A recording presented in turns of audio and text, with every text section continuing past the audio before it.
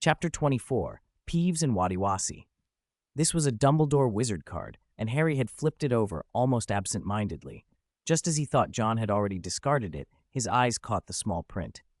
"Ron, Hermione, look!" Harry's voice trembled a little. Ron and Hermione leaned in. Surprise spread across their faces when they read the line together. "Highly successful in alchemy with partner Nicholas Flamel." "I knew it. I've seen that name before," Hermione cried. The long-stalled mystery had finally taken a crucial step forward. The three of them were buzzing. Hermione even jumped up. Then she thought of something. Looking at the word alchemy, she said, "No wonder John was reading alchemy books. He knew all along." She rushed upstairs to the girls' dormitory and brought back an enormous, dust-covered volume. Flipping through it, they found the entry on Nicholas Flamel and on the Philosopher's Stone. Hermione marched down the corridor, Harry and Ron at her heels. John looked mildly puzzled as she stopped in front of him. Her voice rose with indignation. "Did you know about Nicholas Flamel?" "Yes," John replied simply. His openness startled them. Harry asked, baffled, "If you knew, why didn't you tell us?" "We searched for ages." John blinked. "I did tell you. You haven't only just discovered the wizard cards now, have you?" Harry scratched the back of his head, awkward. Their plan to scold him fell flat. Ron muttered, "You could have just told us straight off instead of being so vague." John's expression grew serious. Ron mumbled and looked sheepish.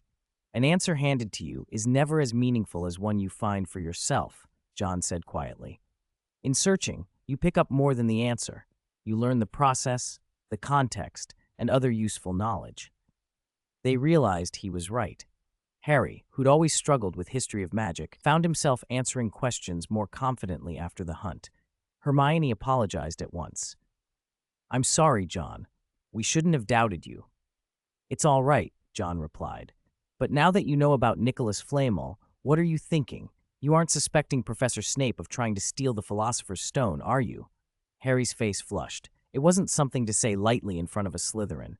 "Well, maybe," he admitted, uncomfortable. John sighed.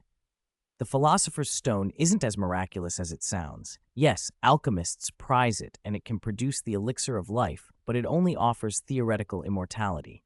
Bodies decay, feelings and purpose can fade. Professor Snape is a master of potions. He knows these limitations, and he isn't short of money. What motive would he have to steal it?" His argument was logical and left Harry at a loss. Ron thought for a beat, then blurted, "Maybe he wants it for you-know-who." John looked at him as if he'd been slapped. "You haven't read the script, have you?" he said incredulously. "Voldemort isn't active like that anymore. Besides, you know Snape's history is more complicated. Don't say things like that lightly. He's the Slytherin head of house." Ron fell silent, chastened. John had calmed the trio with a few words, and life at Hogwarts settled back into its rhythms. He kept studying with Professor Quirrell and never forgot his forest patrols. After the Acromantula incident, Hagrid watched him closely and warned him about Aragog's offspring. John found an old protective spell against spiders in the library and added it to his repertoire. Days were for reading and lessons. Nights were for training and patrolling. His schedule was tight. Were it not for his sleeplessness, he might have crashed from exhaustion, yet even on those little sleep, there never seemed enough time. That afternoon, he was supposed to be at the Quidditch pitch. Gryffindor versus Hufflepuff. If Hermione hadn't mentioned it, John would have missed it. As he strolled down a corridor, allowing himself the rare moment of not thinking of homework or patrol routes, a crash echoed ahead. Peeves was at it again, pelting first-years and Hufflepuffs with stones. "Peeves, stop it!" someone shouted. Little wizard," Peeves taunted, reveling in his mischief. He feared no one but the teachers and the Bloody Baron. He paid no heed to the shouts. John saw Daphne Greengrass topple after a stray pebble hit her. "Peeves, that's gone too far," someone called. Peeves laughed, then recognized John. "It's you, John Wick," he sneered, grinning at his own malicious rhyme. John helped Daphne to her feet. The golden-haired girl had not expected him to come to her aid. John did not have the easiest reputation in Slytherin.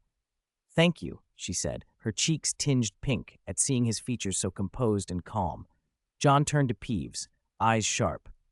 "You should be punished for this." "Punishment?" Peeves mocked and flung another stone at them. Daphne instinctively shut her eyes. John produced his wand with the same fluid gesture a conductor uses to cue an orchestra. Wadiwasi. The stone rebounded as though caught in a net and flew back at Peeves, knocking him off balance. John didn't stop. Wingardium Leviosa, he intoned, lifting the scattered stones. Wadiwasi. The two spells combined, the stones chased after Peeves, pelting him until he fled, yelping and covered in bumps. The students cheered. Daphne, still a little stunned, peeked out from behind John. He smiled. You'll be all right. Do you need Madame Pomfrey? News of a student teaching Peeves a lesson spread fast. It wasn't often anyone managed it. The Slytherins who had once regarded John with cool indifference now saw he would stand up for his classmates. Daphne's pride melted a little. She thanked him in a voice soft enough to make him look twice before moving on. Because of the commotion, John missed most of the Quidditch match. By the time he rejoined the common room, Ron had blood on his nose, and Neville was being carried off to the hospital wing. Malfoy and his cronies, Goyle and Crabbe, nursed black eyes from brawls late in the match and glared balefully at Gryffindor from across the hall. Miserable Weasley ambushed me, Malfoy snarled. John shook his head. You didn't even win 3 against 2, he said dryly.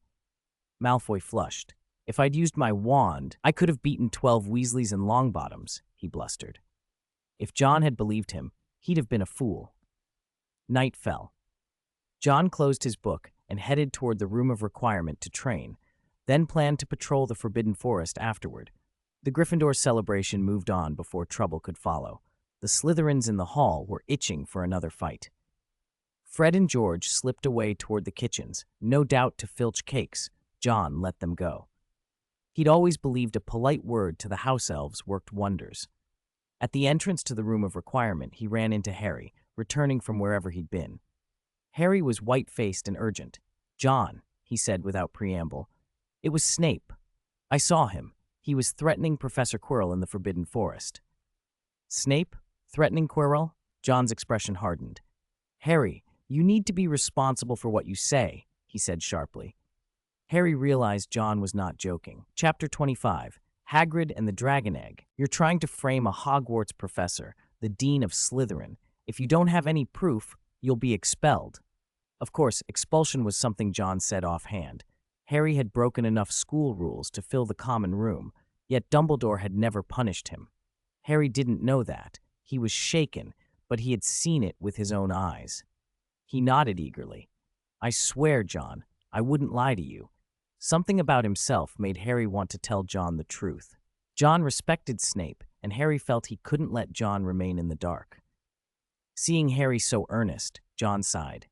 All right, I believe you, but I need to look into it. There's not much time before exams. You should be revising. Harry was relieved that John believed him. Feeling like he'd done the right thing, he brushed off his gloom and headed toward the Gryffindor common room. He didn't think about why John would be on the 8th floor. The Slytherin common room wasn't there. John, however, had found the Room of Requirement. John was bent over a work table in a cramped, well-worn corner of the Room of Requirement, dipping a quill into ink and tracing a rune on a blast-ended Scroot's rear. Only one stroke remained.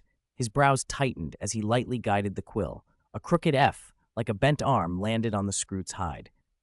Just one more stroke, he murmured. A smile broke across his face. He tapped the table with his wand, cleared his throat, and pointed at the rune. Magic streamed into the mark from the chopstick-thin tip of his wand.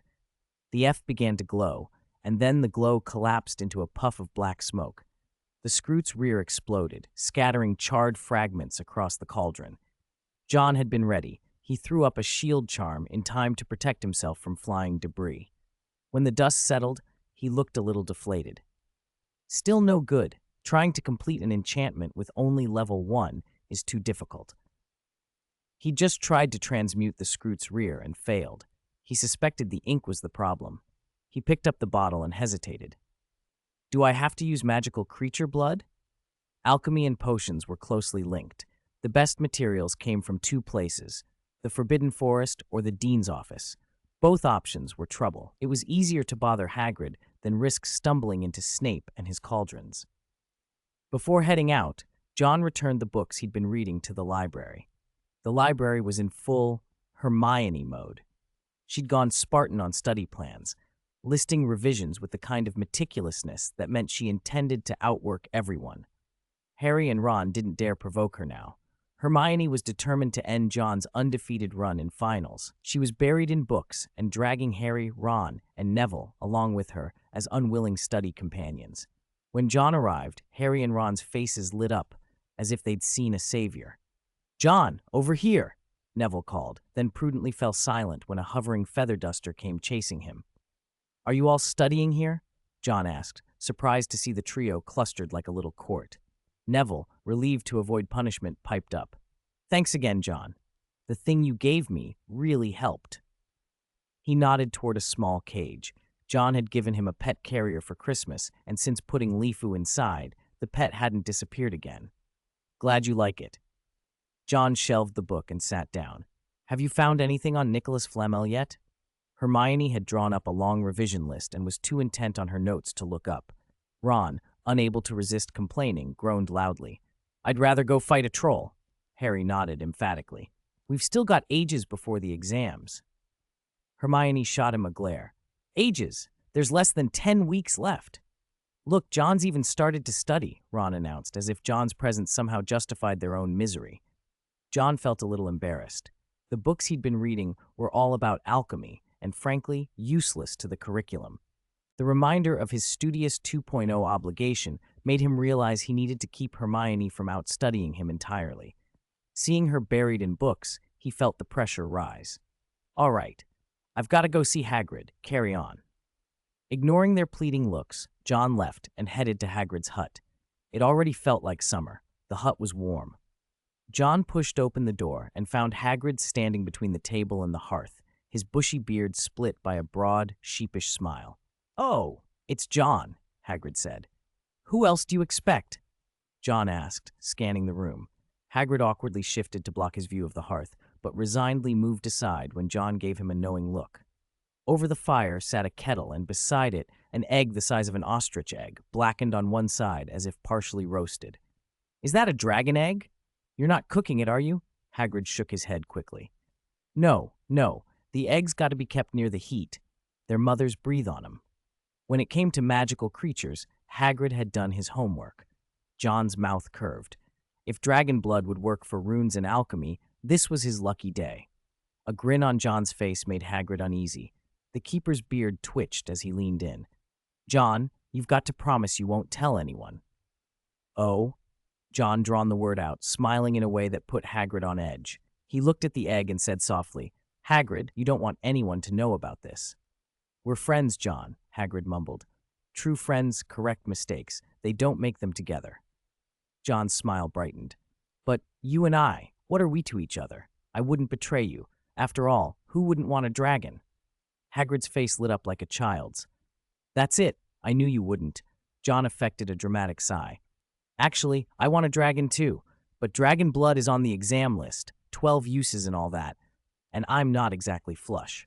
"Don't worry, John. Once Norbert grows up, you can have some dragon blood," Hagrid said, generous as always. John asked for a basket of blast-ended scroot rears, and Hagrid handed them over with a smile. Content, John left. Hagrid, meanwhile, went to the library to look up more about dragons, and ran into the 3 Gryffindors. They caught sight of the egg, too. They agreed to keep it secret and to protect Hagrid. Later, in herbology, Professor Sprout was explaining Devil's Snare, a monstrous plant that recoiled from light and warmth. John listened and took notes on alchemy at the same time. After several experiments, he'd learned pigeon feathers wouldn't write runes well on scroot hide. He made a carving pen from silver and basil feathers, and with blood he'd acquired in the Forbidden Forest, he finally completed his first alchemical item, a bracelet whose ceramic-like beads were made from blast-ended scroot rears. It wasn't terribly powerful, more like a disposable amulet. The beads could trigger a shield charm automatically if danger approached. That was a start. If he could get dragon blood next, he might attempt higher-level alchemy. He nodded along in class, appearing very studious. But just a few tables over, the 3 of them were in a different kind of turmoil. "Should we tell John?" Ron whispered. "It's a dragon." Hermione was practical. "No, remember what we promised, Hagrid. The fewer people who know about this, the better. At breakfast, Hedwig had delivered a note from Hagrid. The egg was about to hatch. The chance to see a dragon hatch was too rare for them to miss, and even Hermione dozed off during a lesson later that day, exhausted from thinking about it. Harry, surprised that Hermione hadn't already told John, said, "I thought you'd definitely tell him. You and John are close." If anyone was closer to John among the three, it was Hermione. That was why Harry was surprised. He wouldn't have kept it to himself. Hermione's objections were reasoned. "It's illegal," she said. "At the Wizarding Convention of 1709, they passed a bill prohibiting the raising of dragons. John's position in Slytherin isn't great to begin with. If he loses house points for this, it'll make things worse." Harry reluctantly agreed. They didn't know that John had received a note, too. He had been hoping for dragon blood for his alchemy and wasn't about to miss the hatching. Malfoy, sitting nearby with a smirk, seemed to be in a rare mood of satisfaction. "Wick, you'd never guess what that idiot Potter's done. This time I'm getting him expelled for sure." He kept glancing toward the trio, as if he'd picked up leverage on them. John shrugged. Not the first time Malfoy had threatened something vague. During the morning break, John didn't march openly to Hagrid's hut. He knew dragon raising was illegal, so he slipped on a disillusionment charm and padded off. When he reached the hut, the three were already gathered around Hagrid's table. He moved closer and found that none of them noticed his arrival. Section 23. Only Fang lifted his head, sniffing the air. Crack. A hairline fissure ran across the dragon egg on the table, and something inside was moving. The clicking and clacking noises made everyone lean forward. Hagrid was like a child. He and the four of them drew their chairs closer and held their breath. Under everyone's watchful eyes, the dragon, Norbert, broke free from the shell. He wasn't at all what John had pictured, but that didn't matter. He only wanted the blood. The hatchling had spiky wings, a slender black body, white flared nostrils on a long snout, horn-like bumps on its head, and bulging orange-red eyes. Norbert sneezed, and a quick jet of flame licked from his nose. Hagrid turned into an adoring parent, scooping the little beast up and cooing, "Isn't he beautiful?" Norbert's temper, however, was already terrible. He bit Hagrid's finger without hesitation. With those needle teeth, anyone else might have lost skin. "Shame you weren't here, John," Hagrid lamented, rubbing his hand. Harry and Ron were beside themselves with excitement. The idea of raising a dragon thrilled them. Hermione, as ever, asked practical questions about the growth rate of a Norwegian ridgeback. John felt he could now lift his disillusionment charm, but then he noticed someone watching from outside. He stopped, moved closer to the window, and saw Malfoy peeking in. Hagrid, about to answer Hermione, also caught sight of the face and went pale. Malfoy turned and fled as soon as he realized he had been seen. Hagrid gaped, too slow even to think about chasing him. Harry leaned out the window and recognized the slicked-back hair instantly. "We're done for. It's Malfoy. He's going to tell," Harry swore. Malfoy, running down the corridor, couldn't hide his grin. "Haha, Potter, you're finished. I'll get you expelled." As he passed a classroom door, a hand seized him and dragged him inside. Malfoy tried to scream, but John stepped free of his disillusionment charm, covered Malfoy's mouth with one hand, and shushed him with the other. "Wick, what are you doing here?" Malfoy started visibly. Despite everything, Slytherin pride warmed at the sight of John. After all, John had added nearly 200 points to the house. Still, Malfoy kept up an air of composure, though he feared a beating. John pressed him against the wall and spoke quietly. "Malfoy, promise me one thing. Don't tell Professor about what happened today." "You mean the giant's dragon?" Malfoy's eyes flicked, and he saw the implications. John didn't lie. "I'd like you to wait. Don't tell Professor immediately." "Why should I agree to that?" Malfoy snapped, regaining some arrogance. John thought, if Malfoy blabbed now, everything John had done for the dragon, and the blood he wanted, would be wasted. He answered calmly, "Our lead over Gryffindor is thin. If you go tell, and Hagrid or someone else is exposed, Slytherin will lose points too." Malfoy hadn't considered that. If he informed, Hagrid's involvement might cost Slytherin dearly. Worse than losing personal pride would be losing the House Cup to Gryffindor. After a pause, Malfoy gave a reluctant nod. "Fine, I'll hold off. Not for you, for the House Cup." John's opinion of him shifted a little. He smiled and offered a hand. For eternal glory, you won't regret this. Malfoy shook it, thinking John no longer used brute force. That made him seem reasonable, even potentially a friend to have. They reached an uneasy truce, but Malfoy's grin didn't fade. Every day afterward, he stared at the trio, Harry, Ron, and Hermione, with that smug look, leaving them jittery and convinced that at any moment, Ministry Aurors would storm the castle and arrest them as dragon raisers. Hermione tried to reassure them that merely seeing a dragon wouldn't merit arrest, but anxious minds found little comfort. A week of living like that passed.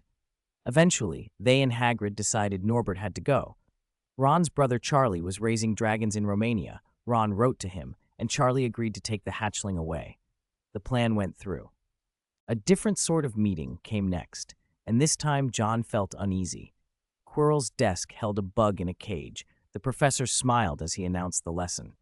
They were entering the realm of the dark arts, the unforgivable curses. If John passed this test, he would be formally useful to Voldemort. If he refused, he would become an immediate priority target for the Dark Lord, vulnerable to Imperio. It was coercion disguised as a choice. "Look at this beautiful creature," a Quirrell murmured, holding a long-jointed insect like a pet. John felt cold. Quirrell stroked it, an ugly pleasure on his face. "John, good boy, tell me the names of the 3 unforgivable curses." John looked at Quirrell's wand and replied, "Avada Kedavra, Imperio, Crucio." "Good boy," Quirrell purred. Then he pointed his wand at the bug. "I will now teach you these supreme charms." He cast Imperio first. A pale light touched the insect, and it became obedient. Quirrell's voice held a strange glee as he explained, "Imperio makes a wizard obey. It can even make someone die." Under the curse, the bug hopped into a basin of water and allowed itself to drown without resistance. It then climbed out and sat in a candle flame until its joints burned, never struggling. The sight sickened John. This Imperio was not a subtle persuasion, but a blunt eradicator of will, instant obedience. "Come back," Quirrell commanded, recalling the bug. He then pointed his wand and cast the second curse. Crucio. The insect shrieked in a terrible, unheard agony. The sound echoed around the classroom. John's face went pale and his body felt as if icy fingers tightened inside him. Quirrell, however, seemed delighted. "Listen to that. What a magnificent sound." The power to control, to inflict, intoxicated Quirrell. The dark arts had already corroded his mind, and he assumed the young wizard before him would be equally thrilled by the force. He killed the bug with the last curse. Avada Kedavra. A green light lanced from his wand, and the insect went still. Controlling minds, tormenting bodies, taking life, these 3 charms hold tremendous power. Quirrell seized John's hand, eyes bright with excitement. "Oh, such power! The Dark Lord has high hopes for you. Don't disappoint him." "I won't disappoint you," John said, bowing slightly. That pleased Quirrell greatly. He trusted John now, convinced the boy would not betray him. Having watched the unforgivable curses, John felt he had already stepped a foot into the ranks the professor served. There was danger in learning these spells. It took only malice to wield them. John tasted that malice. He used Crucio, directing it toward Quirrell, unleashing something dark inside him, and Quirrell, to his own perverse satisfaction, welcomed it. "Damn you, this cursed thing," John hissed, feeling the bitterness of what he had done and what he might become. Later, splashing cold water over his face in the washroom, the chill didn't leave him. He felt the dark arts gnawing at his mind, and the thought made him uneasy and restless. He struck the water with his palm as if to disperse the feeling. "Quirrell won't be around much longer. I need to get rid of him as soon as I can." The term was almost over. John couldn't place the dates exactly, only that the house cup loomed. If he could survive the semester, Quirrell might fade into obscurity. As for the dark arts, he told himself not to panic. They were a tool, a terrible one perhaps, but a means of protection. The wizarding world punished the unforgivable curses with Azkaban, but the professors knew them. They were not mindless monsters. If John kept his self-control, he told himself, he wouldn't become the next Voldemort. Comforted by that thought, he left the washroom, changed, and slipped out of the common room under a disillusionment charm to clear his head. He went to the room of requirement to work on his alchemy. Quirrell's demonstration had convinced him one more shield was necessary. The amulet needed protection against Imperio. After a night of work, he added an anti-imperio function to it, a small safeguard against the loss of will that had terrified him. Section 24. This was the best John could do for now. He might be able to take Crucio. At worst, it would be agonizing, but survivable. Imperio, however, was impossible to block, so he had built a warning into his amulet. If he was hit by Imperio, a hidden mechanism would trigger and snap him back to full awareness. It wouldn't stop the curse, but it would give him a single clear second to act. He also needed that second because he expected Quirrell to keep escalating. If John wanted to resist, he would have to seize that brief opening. As expected, not long after Quirrell invited him into the Forbidden Forest, John's face registered that strange mixture of curiosity and dread. "Professor, why go to the forest? I've patrolled it for ages and never found anything." Quirrell was stubborn. In the pursuit of knowledge, you find that practice is the only path to truth. Today his face was paler than usual. Voldemort was weak again, living only by drinking unicorn blood.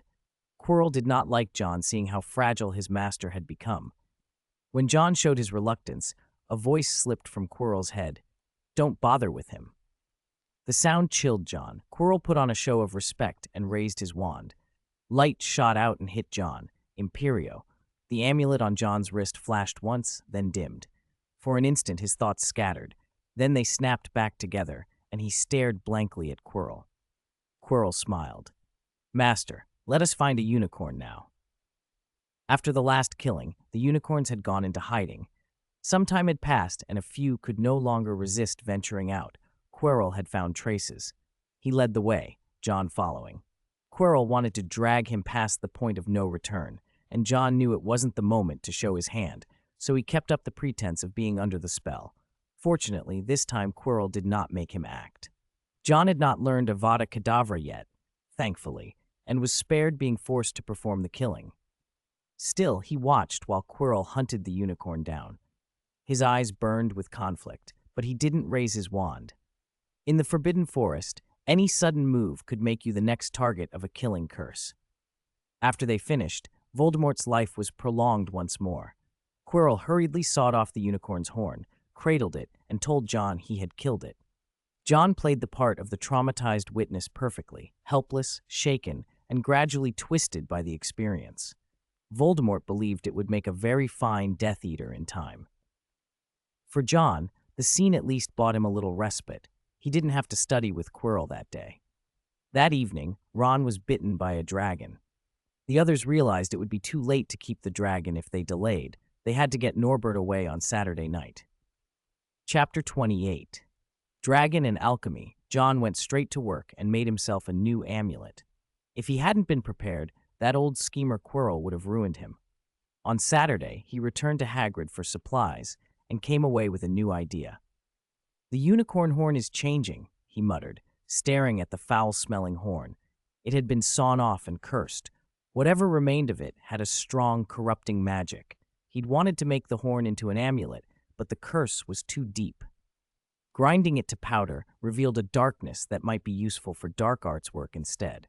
Hagrid was sniffling when John stopped by his hut. Norbert had grown considerably, and tonight the dragon was to be sent away. "John, this is the dragon blood I promised," Hagrid said, pressing a small warm bottle into his hand. John promised to use it well.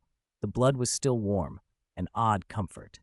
Back in the room of requirement, John experimented. Combining dragon blood with material from a blast-ended scroot, he successfully carved his first runes and enchanted an amulet. The weight of it in his hand felt like a small, hard-won victory after so many anxious days. He wouldn't be helping to send Norbert away that night. He had a prior agreement with Malfoy and didn't want to get involved. The next morning, Gryffindor woke to the shock of losing 150 points. Their hopes of overtaking Slytherin evaporated. Harry, Hermione, and Neville had been caught wandering the school at night.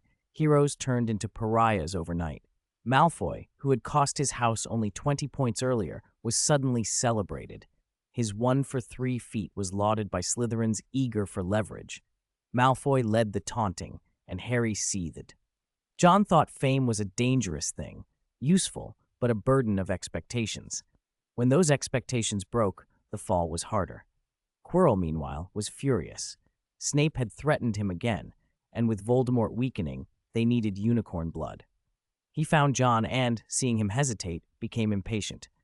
Perhaps only by truly killing a pure life will he become a Death Eater, Quirrell muttered and slipped Imperio over John, steering him toward the forest. John hid the new amulet under his sleeve and pretended to be controlled, but he wasn't resigned. He made a subtle gesture toward a corridor where a bird and a dog had been hidden. They split off in separate directions on cue. He silently told Quirrell, with eyes cold as ice, that he would not be someone to be toyed with. "Want to control me? Let's see how many lives you've got," the Look said. He wouldn't kill Voldemort, but he could make trouble. Meanwhile, Harry, Hermione, Neville, and an unwilling Malfoy were being punished with a patrol in the Forbidden Forest. Malfoy was pale with fear. He was certain Hagrid would gladly throw him to the werewolves as payback for Norbert. Hagrid grumbled that doing some useful work was necessary if you wanted to be at Hogwarts. He warned them solemnly, "The forest is dangerous. Be careful. John isn't himself today. Maybe he was hurt doing alchemy." Fang trotted along, chewing dog food placidly. At the edge of the trees, Hagrid's group found fresh unicorn blood. "This is the third one," he said, voice heavy. They split into teams to search. Malfoy, never able to resist, teased Neville by conjuring red sparks to call for help. Hagrid had had enough and shuffled Harry and Neville's places so Neville wouldn't be tricked further. Harry, nervous and set on edge by the night, braced himself. Back in a darker part of the forest, Quirrell had John under Imperio, and they were chasing a unicorn like predators. "John, finish it off!" Quirrell barked. John raised his wand and cast. White light flew out, but it missed, kicked up dust, and landed in front of the unicorn instead. Startled, the creature bolted and escaped into the trees. The moment of failure hung between them like a held breath. John's mouth curved with a smile so short it was almost a grimace. He had wasted the spell, and perhaps bought himself another chance. "Damn it, you idiot!" Professor Quirrell spat. This was the fourth attempt. After John Wick's initial harmless, stunning spell that had only startled the unicorn, none of the subsequent attacks had succeeded. If Quirrell hadn't known John was under the Imperious Curse, he would have believed the boy was deliberately sabotaging him. In a way, John was. He glanced at the already exhausted unicorn, worry knotting his gut. Did Basil not deliver the letters, or are the professors simply not believing me? John's heart sank. This was a disaster. He had sent Basil and Tom to deliver letters to several professors, hoping to take Quirrell out in one stroke, but the letters appeared not to have arrived. Watching the unicorn draw nearer, John felt a fresh surge of conflict. Could he really kill the creature? After Quirrell struck the unicorn down again, blood darkening its flank, Quirrell's breathing grew ragged. "Seize the opportunity," he barked. John stepped forward, wand raised. He saw the human-like sorrow in the unicorn's eyes and tightened his mouth. Quirrell was urging him on from beside him.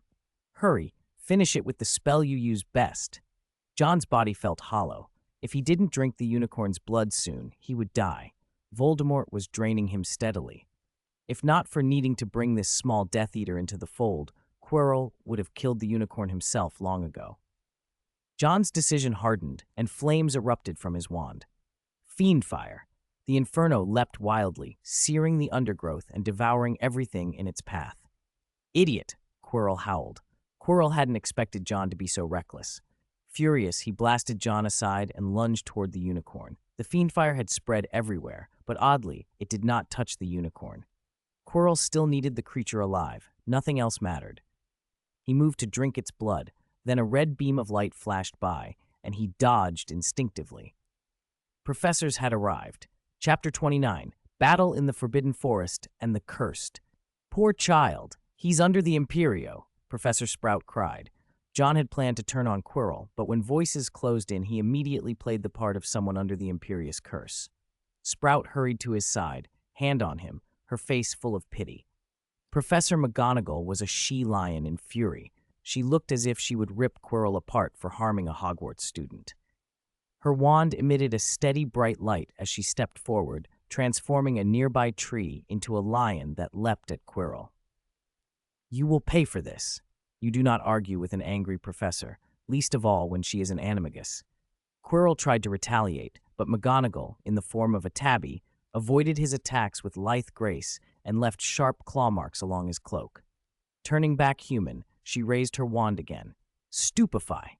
Quirrell was struck and sent skidding backward. McGonagall was about to pursue when shouting from patrols drew her attention. "Professor McGonagall!" Harry called, and she swore beneath her breath. "Hide, Potter!" Quirrell, who should have been incapacitated, slithered like a snake and moved with uncanny agility. He veered toward Harry. McGonagall struck again. Quirrell changed direction and vanished into the deeper trees of the Forbidden Forest. "What's happening?" Hagrid was there in moments. The fiend fire blazed stubbornly. Only with McGonagall and Professor Flitwick's help and much effort was it finally put out. The skirmish had been perilous. Hermione stared at Harry until she was sure he was unharmed, then screamed as she saw the unconscious wizard on the ground. "Oh my God! John Wick!" Ignoring danger, Hermione rushed to Professor Sprout's side. Her voice shook. "Is he going to be all right?" Sprout, kind and plump as a Hufflepuff dean, stroked John's hair gently. "He's under the Imperius. We need to take him to the hospital wing." "An unforgivable curse?" Hermione's voice was a tremor. Harry and Neville hurried over. Even Malfoy, who had been watching stunned, stayed. McGonagall's face was grim. Someone had penetrated Hogwarts and used Imperio on a student. Flitwick squealed with outrage. "That low scoundrel!" A young centaur with pale hair and a silver coat rode up. "Firenze." "Hagrid, professors," he said, surprised. Centaurs rid the stars, but this event was beyond his forecast. "Hagrid, you take them back. Take Mr. Wick to the hospital wing. We must search this area thoroughly." McGonagall delegated. Hagrid scooped up John Wick and carried him, followed by nervous students. Firenze accompanied them, discussing the odd star omens with Harry as they walked to the edge of the forest. John, feeling the immediate danger recede, relaxed. 3 professors should be enough to keep Quirrell occupied, if they find him, he thought, secretly relieved he wouldn't have to face Quirrell for a while. The unicorn had survived. Professor Sylvanus Kettleburn, care of magical creatures, hurried to tend it. Drowsiness crept over John. Being constantly alert had kept him from sleep, and now safety demanded it. He was about to fall into a deep sleep when rustling snapped him awake. Poisonous eyes met his. A voice hissed 3 words. "Avada Kedavra! Damn it!" John had not expected Quirrell to show himself again, and he had not expected him to risk saving anyone. In Hagrid's arms, John flailed. He kicked Harry and Malfoy, who were standing ahead of them. The force sent John tumbling out of Hagrid's reach.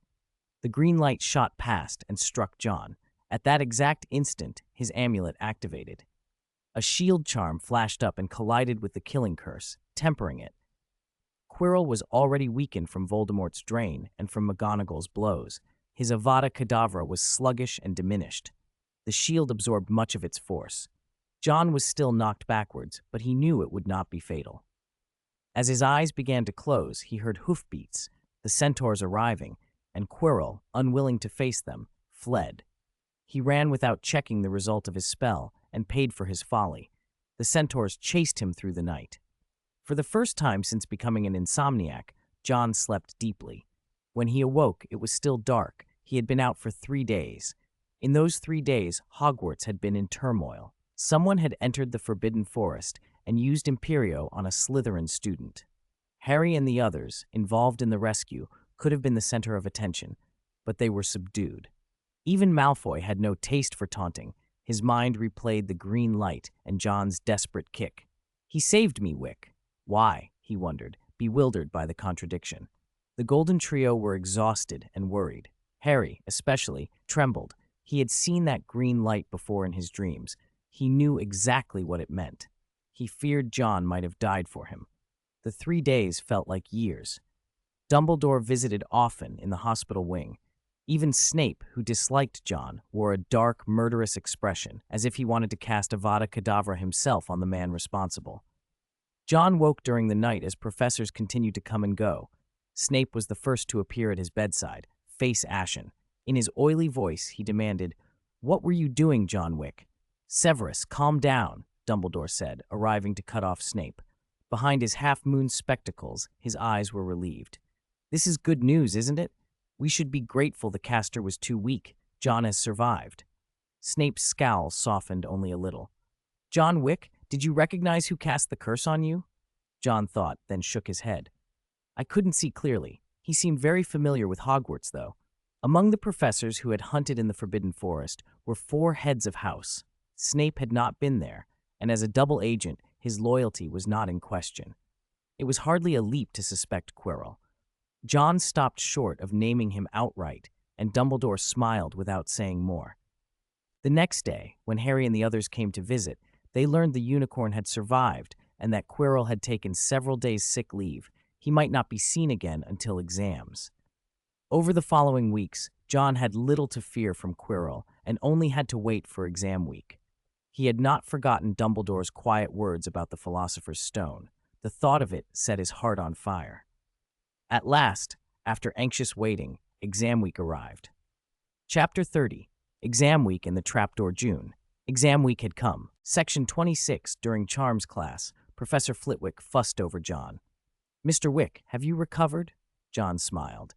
Thank you for your concern, Professor. I'm much better now. Flitwick's high voice still trembled with leftover fear. You were very lucky. The Avada Kedavra that blasted you from that evil man must have been cast with very little power. Flitwick would have liked to have been there then. He fancied he'd have made that scoundrel taste what a proper duelist could do. The Charms exam, an odd little routine they called the Pineapple Tap Dance, was handled by John with perfect, elegant precision, to Flitwick's great satisfaction.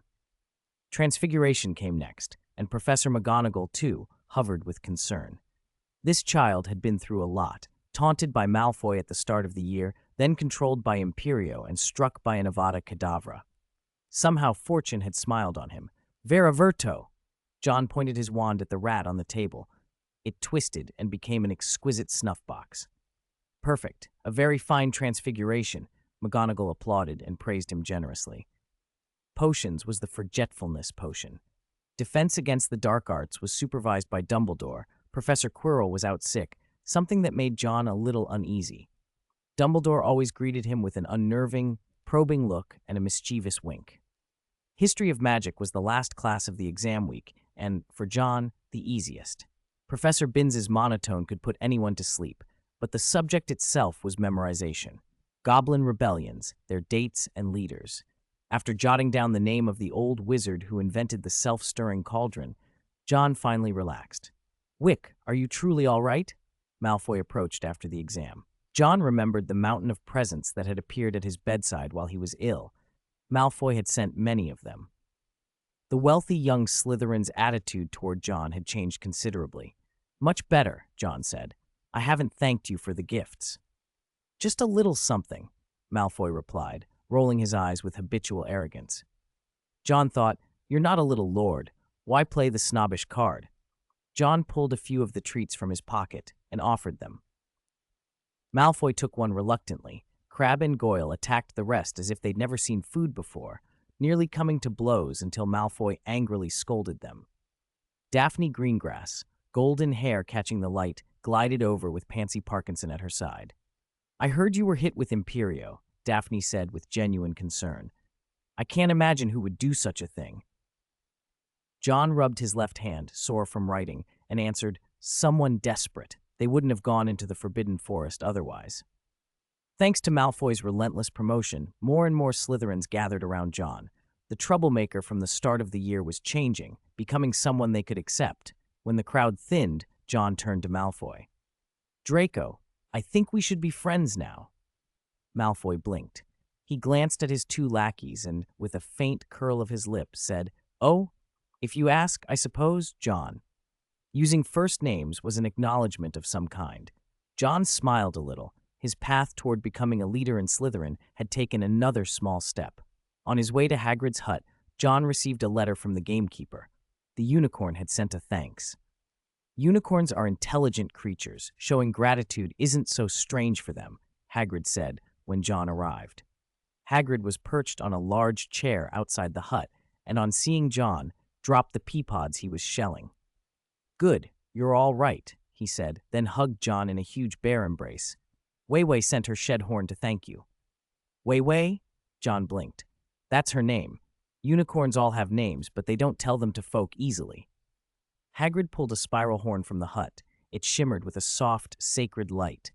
Unlike the horn taken from a unicorn slaughtered by Quirrell, this one was whole and radiantly pure, as if pearl and moonlight had been spun into it. It felt far more precious than a blast-ended Scroot's rear end. Tom came out of the hut with Fang at his heels. The great boarhound fawned on Tom like a younger brother, while Tom walked with his chin high, unaware that Fang could bite a head off with one snap. "Good job, Tom. Thanks for fetching Professor Kettleburn. Fang did well too, finding the way." John scratched the dog's ears. That night in the Forbidden Forest, Tom had gone to Fang and asked him to lead him to Professor Kettleburn to deliver John's letter. Kettleburn lived close to the forest and was devoted to studying magical creatures. Once told that creatures were being harmed, he would come out to investigate. John had also written to the other professors, warning that signs showed outsiders had been into the Forbidden Forest. He did not understand why Snape hadn't gone. If he had been there, Quirrell might not have escaped. After receiving the horn, John began to think about alchemy. Hagrid had a basket of various creature parts collected over time, enough materials to experiment with. Even a small vial of acromantula venom was worth 100 galleons. Hagrid was secretly quite wealthy. Hagrid wanted to offer tea, but the trio, Harry, Ron, and Hermione, came running up, faces flushed from sprinting. "Hagrid, we need to ask you something," Harry panted. "Do you remember the night you won Norbert by playing cards?" Ron blurted. "What did the stranger you played with look like?" Hagrid scratched his head. "I don't know. He had his cloak up. He wouldn't take it off." Seeing the trio's alarmed faces, Hagrid tried to explain. "There's always odd folks who go to the Hog's Head. He might have been a dragon peddler. Never saw his face proper. He had a hood." Harry's heart hammered. He felt they were closing in on the truth. "What did you say to him? Did you mention Hogwarts?" Hagrid thought hard. "Maybe I mentioned it. Oh, he asked what I did here. I said I'm the gamekeeper. He kept buying me drinks, asked if I could handle a dragon. I said I could. We got Fluffy, don't we? So a dragon would be nothing." Hearing about a dragon and that Fluffy liked music, Hagrid had let slip, confirmed a terrible suspicion. The trio realized too late what it meant and tore off toward the castle. Hagrid stood flustered.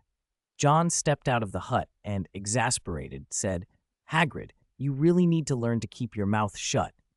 "Hagrid, you've got to help us," Harry called back, looking at John with pleading eyes. Hagrid cast an imploring look at John. John hefted a basket of creature parts and said, "All right, but I have to put these things away first." John suspected the trio planned to head for the trapdoor. If they were to go down, they would likely face something tied to Lord Voldemort, and John didn't want them walking into a fight unprepared. He didn't go back to the dormitory. Instead, he slipped into the room of requirement, grabbed a basket of materials he kept there, and began to carve amulets. He had the Marauder's map and could track the trio's movements at will. That night, the three moved. John glanced at an amulet that was only half finished and hastened his work. After they entered the fourth-floor corridor, he finished the amulet, put it on, and filled his pockets with potions. If he couldn't defeat whoever waited, he resolved to use poison. He also took his greatsword. He would be ready. The right-side corridor on the fourth floor was already open by the time he arrived. Three-headed Fluffy glowered at him. John tossed out Neville's music box. The dog sank into sleep. John took the chance and stepped into the trapdoor. Chapter 31, Violence and Checkpoints. "The music box Neville gave me. It's perfect," John thought as it spun and played the familiar tune, a Christmas gift he'd rescued from the dormitory because he knew Fluffy liked music. After dropping through, John cast Accio and pulled the music box back to him. He didn't want Fluffy to wake and break it. The instant he landed, a message pinged in his head as if from some invisible game. Ding. Challenge mission triggered. Clear the chamber where the Philosopher's Stone is kept. Reward, any point +2. Blessing, Night. He fell through and saw writhing things like tentacles below. Reducto, he barked. White light sliced through the mass. He cast a levitation charm on himself just before landing, easing his descent to the stone floor. The severed tendrils writhed and filled the hole behind him. He recognized the tangled growth at once. Devil's Snare. A thing to trap the unwary in dark, humid places. Whoever had set this up wanted to prevent a careless fall. John suspected Professor Sprout's handiwork. She would have thought Devil's Snare an appropriate obstacle, though perhaps not expecting someone to force their way through with such blunt methods. Beyond the snare, a narrow stone corridor led on.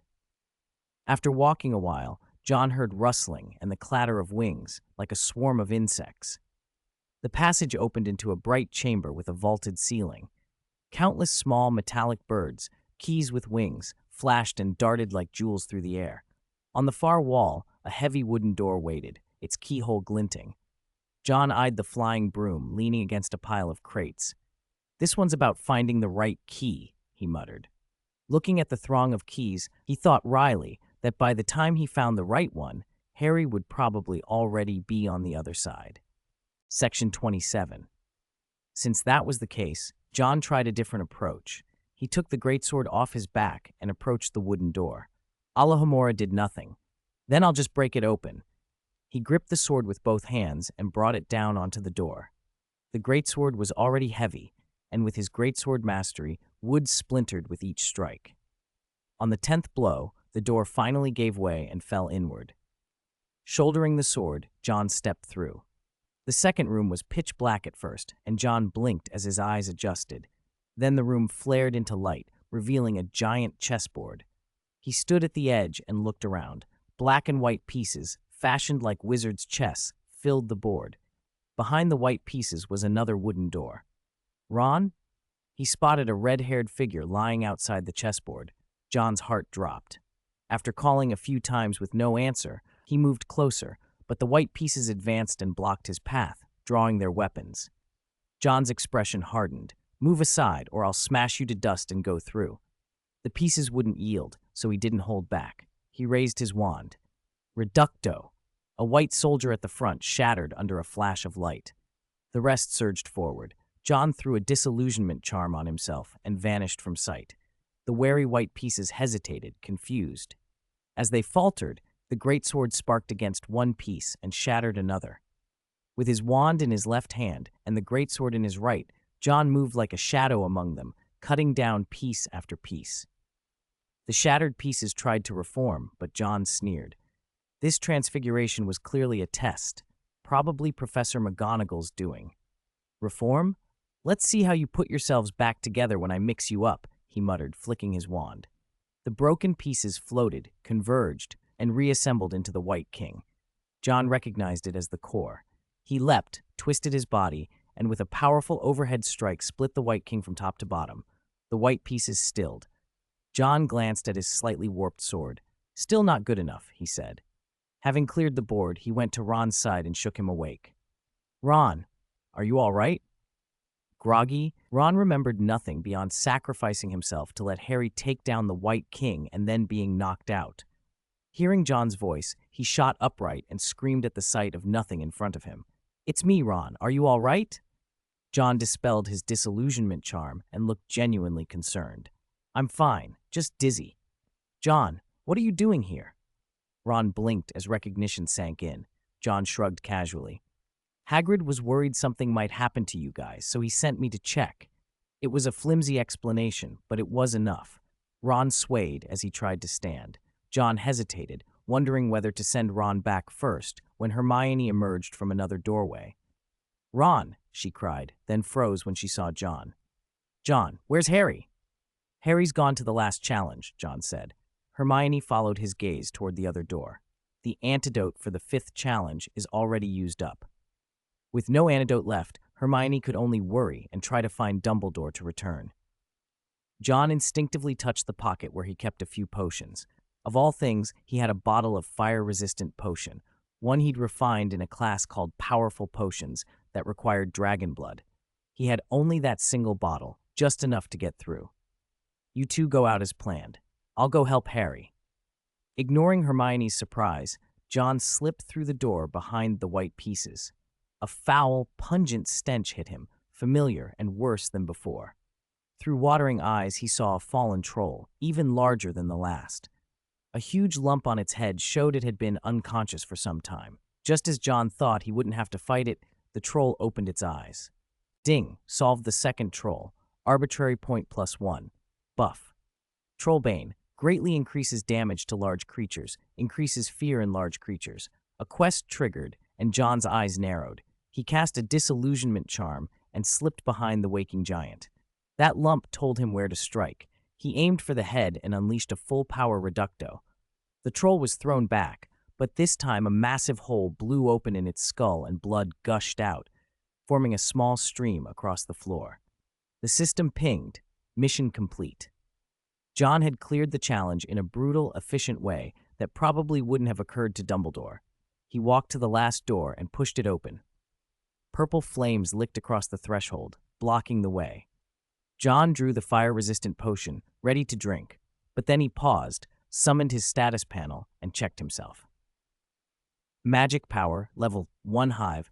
Charms, Alohomora, level 3. Levitation charm, level 4. Transfiguration, level 2.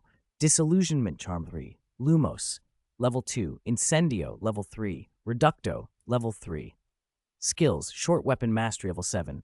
Greatsword mastery, level 4. Firearm mastery, runes mastery, level 1. Alchemy mastery. Buffs, robust body, quick attack, precision, studious, pilot, long-distance runner, sword dance, night demon, trollbane. My disillusionment charm failed in front of Dumbledore last time. I can't afford to be careless now. He added the arbitrary point he'd just earned to the disillusionment charm. The charm's level flickered up to level 4. Chapter 32, Lord Voldemort and the Backstab. Satisfied, John reapplied a level 4 disillusionment charm to himself. That was comparable to an Auror's concealment. He drank the fire-resistant potion and stepped into the flames. The potion flowed through him like ice water. The fire licked his body, but left no burn. He pushed through the purple fire, then the black flames beyond, feeling the potion's protection ebb. He quickened his pace and slipped through before the effect faded. Inside the last room, 2 figures stood. When John saw the taller one, his body tensed. Quirrell. And Quirrell was holding someone in front of the mirror. Harry. What's wrong with this mirror? What does it do? Help me, Master. Quirrell muttered to himself. Use the boy, he said, as if asking the thing in the mirror for guidance. Potter, come here. John stepped into the room softly. He knew the wrong moment to act. Voldemort hadn't shown himself yet. He was also curious how Quirrell had survived. The man was as tenacious as a cockroach. He exuded a corpse-like putrid odor, as if he were more dead than alive. Quirrell forced Harry in front of the mirror of Erised. Harry's mind raced. He hadn't expected Snape, whom he'd considered the villain, to be protecting him, nor Quirrell, whom he'd pitied, to be the true threat. Standing before the mirror, Harry saw a reflection that only he could control. The Harry in the mirror winked and slipped the Philosopher's Stone into his pocket, and only Harry knew that had happened. Harry lied, keeping his voice steady. I see myself shaking hands with Dumbledore, and Gryffindor has won the House Cup. Quirrell, not getting what he wanted, grew furious. Get out of my way! He shoved Harry aside and paced in front of the mirror, muttering. Harry backed away to the side, the stone tucked in his pocket, preparing to run. Then he heard the other voice, the one Quirrell had seemed to be speaking to earlier. He's lying! Quirrell realized he had been tricked and flared with fury. He was already weakened by his failure to drink unicorn blood. If Lord Voldemort hadn't found another way to cling to life, Quirrell would have died long ago. Quirrell hated Harry with a depth that made his hands shake. He drew his wand and struck Harry with a spell. Harry was sent sprawling. He hit the floor hard, while Quirrell's face contorted with a frantic madness. A harsh, high voice hissed through the turban. Hand over the Philosopher's Stone now. Harry clenched his teeth and said nothing. Another voice, thin, insistent, cut in, commanding, Let me talk to him. You're too useless, Quirinus. Quirrell stammered, panic in his eyes. No, Master, I can do it. I can get the stone for you. The voice answered coldly. Quirrell trembled, pleading for another chance, but whatever hold he had over his own body was gone. Lord Voldemort no longer trusted the man who harbored him. He forced himself forward. Weakened, Quirrell could not resist. Under Harry's horrified stare, Quirrell's body contorted grotesquely. He clawed at his head with both hands, twisting and turning as if it were a rubber mask. The sour, sickening smell filled the air. The turban slipped, unwound, and underneath it was a human face, a face Harry had never seen, deathly pale like chalk, eyes glowing red, nostrils elongated and slitted like a snake's. "Master, give me a chance," Quirrell croaked, voice thin with fear. The face above him showed nothing but contempt. Quirrell went still. His breathing stopped. Lord Voldemort had taken full possession. He leaned forward, whispering into the ear of the broken man that had been his host, then turned that whisper into Harry's direction. Harry Potter. Every instinct told Harry to run, but his legs would not obey. Pain throbbed from the scar on his forehead. "Look at what I've become," the voice said, venom and fury in every syllable. Once, Lord Voldemort had been a dark wizard who might have ruled the wizarding world. Now he was a shadow, a spirit without a body, drifting until he could parasitize one weak enough to accept him. Quirrell had been weak and willing. "Once I have the elixir of life, I will make a body again," Voldemort whispered, eyes narrowing dangerously. "Give me the stone in your pocket." This was no longer the bumbling Quirrell. In his prime, Voldemort had rivaled the greatest wizards. He raised his hand, and with the flick of his wand, an unseen blade slit open the seam of Harry's robe. The Philosopher's Stone, gleaming, red as a coal, tumbled out.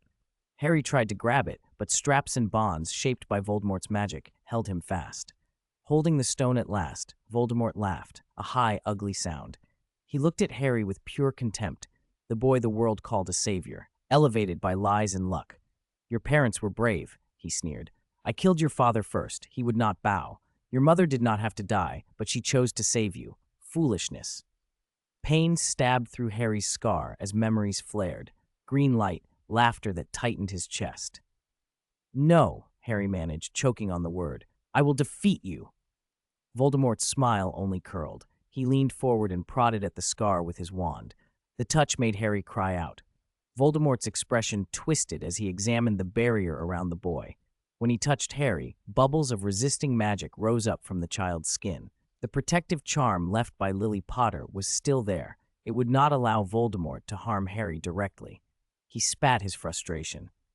Quirrell's borrowed body, shorn of its own soul, was already failing. It was turning to something like a corpse. Voldemort held the stone high, its light burning bright in his hand, and for a moment Harry thought the end had come. With the stone, he would drink, rebuild himself, and then there would be nothing to stop him. He began to move toward the door.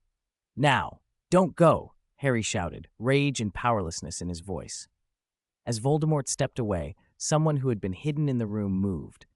John, who had been waiting, invisible and still, acted. He closed the distance in a heartbeat. His greatsword flashed in the dim light, a silver arc that cut through the air. "Who's there?" Voldemort snarled, but it was too late. John's blade lashed out and struck the hand clutching the stone. The flesh and bone shriveled where steel met skin. The arm was gone. Voldemort lashed back with his wand. A green jet of magic lanced toward John. He rolled aside, then surged forward, the greatsword a windmill of motion. The sword severed the other hand clean off. John drew a wand and fired a single brilliant spell at the twisted figure where a body stood. Reducto. The fragile, stolen body shattered. Black smoke rose from the ruin. A hideous, contorted face formed in it and darted like a shadow toward Harry. John flung his sword, trying to strike the smoke, but the weapon passed through as if it were mist. The black vapor slipped through Harry and into him. A scream filled the chamber, then all went white for Harry. Everything cut off. He collapsed, unconscious. When John reached Harry's side, the smoke had dispersed. He called the boy's name, shook him, slapped his face. There was no response. "He didn't die, did he?" John muttered, panic and uncertainty in his voice. He produced several potions and prepared to try them one by one, convinced Harry was simply badly frightened. A rich, aged voice answered him. "I think you can remove the disillusionment charm now, John Wick." John looked up to see Albus Dumbledore standing there, as if he had just hurried in from outside. He had indeed rushed back. Word had reached him that someone was at the stone. John, who had been under a disillusionment charm, dispelled it and stepped into view, scratching his head awkwardly. "Professor Dumbledore," he said. Dumbledore's eyes were pleased. "It seems you chose the right path and were not blinded by power." John's face showed comprehension. He realized now that Dumbledore had known much more than he'd let on. He bowed his head slightly. "Thank you, sir. The school, its teaching matters." Dumbledore smiled and gathered Harry in his arms. With a wave of his wand, he dispersed the remaining obstacles and the sea of fire that had surrounded the mirror chamber. "We should take Harry to the hospital wing at once. Poor boy. I wonder whether he'll make it to the Quidditch match against Ravenclaw." As they moved to leave, John noticed the Philosopher's Stone still in his hand, glowing faintly. He glanced at Dumbledore, then, after a brief hesitation, asked, "Professor, what about the stone?" Dumbledore stopped and looked at him with a gentle, approving smile. "I am very pleased you were honest, John. Remember our agreement? I don't think my old friend Nicholas Flamel would mind his stone being used by a young wizard for a while." "Nicholas Flamel," John echoed, stunned, looking as astonished as a niffler who has misplaced its hoard. June 9th. 3 days had passed, and John's mind was still unsettled. Mix the dragon's blood with wetland mud, then use a silver rasp to shave powder from the horn. The crimson stone sat on the table while John held dragon's blood and various other ingredients, painstakingly crafting a talisman. Under his careful carving, an emblem of a wand ringed with stars slowly took shape. He pulled out a quill made from a snowy owl feather with a silver tip and inscribed runes along its shaft. "Last step," he muttered. Wiping sweat from his brow, John immersed the emblems in a cauldron to steep them. He dropped the Philosopher's Stone in and stirred. The water went red, then black, and finally cleared. He fished out the emblems and the stone. Starlight seemed to ripple across their surfaces. He pinned one to his chest. Each emblem held 3 protective spells and 6 empty slots for future enchantments, and they could sense one another. He had made 9. John stored the other 8 carefully. Beside him, a larger cauldron gurgled. He opened a small vent in its lid. The molten silver inside was nearly ready.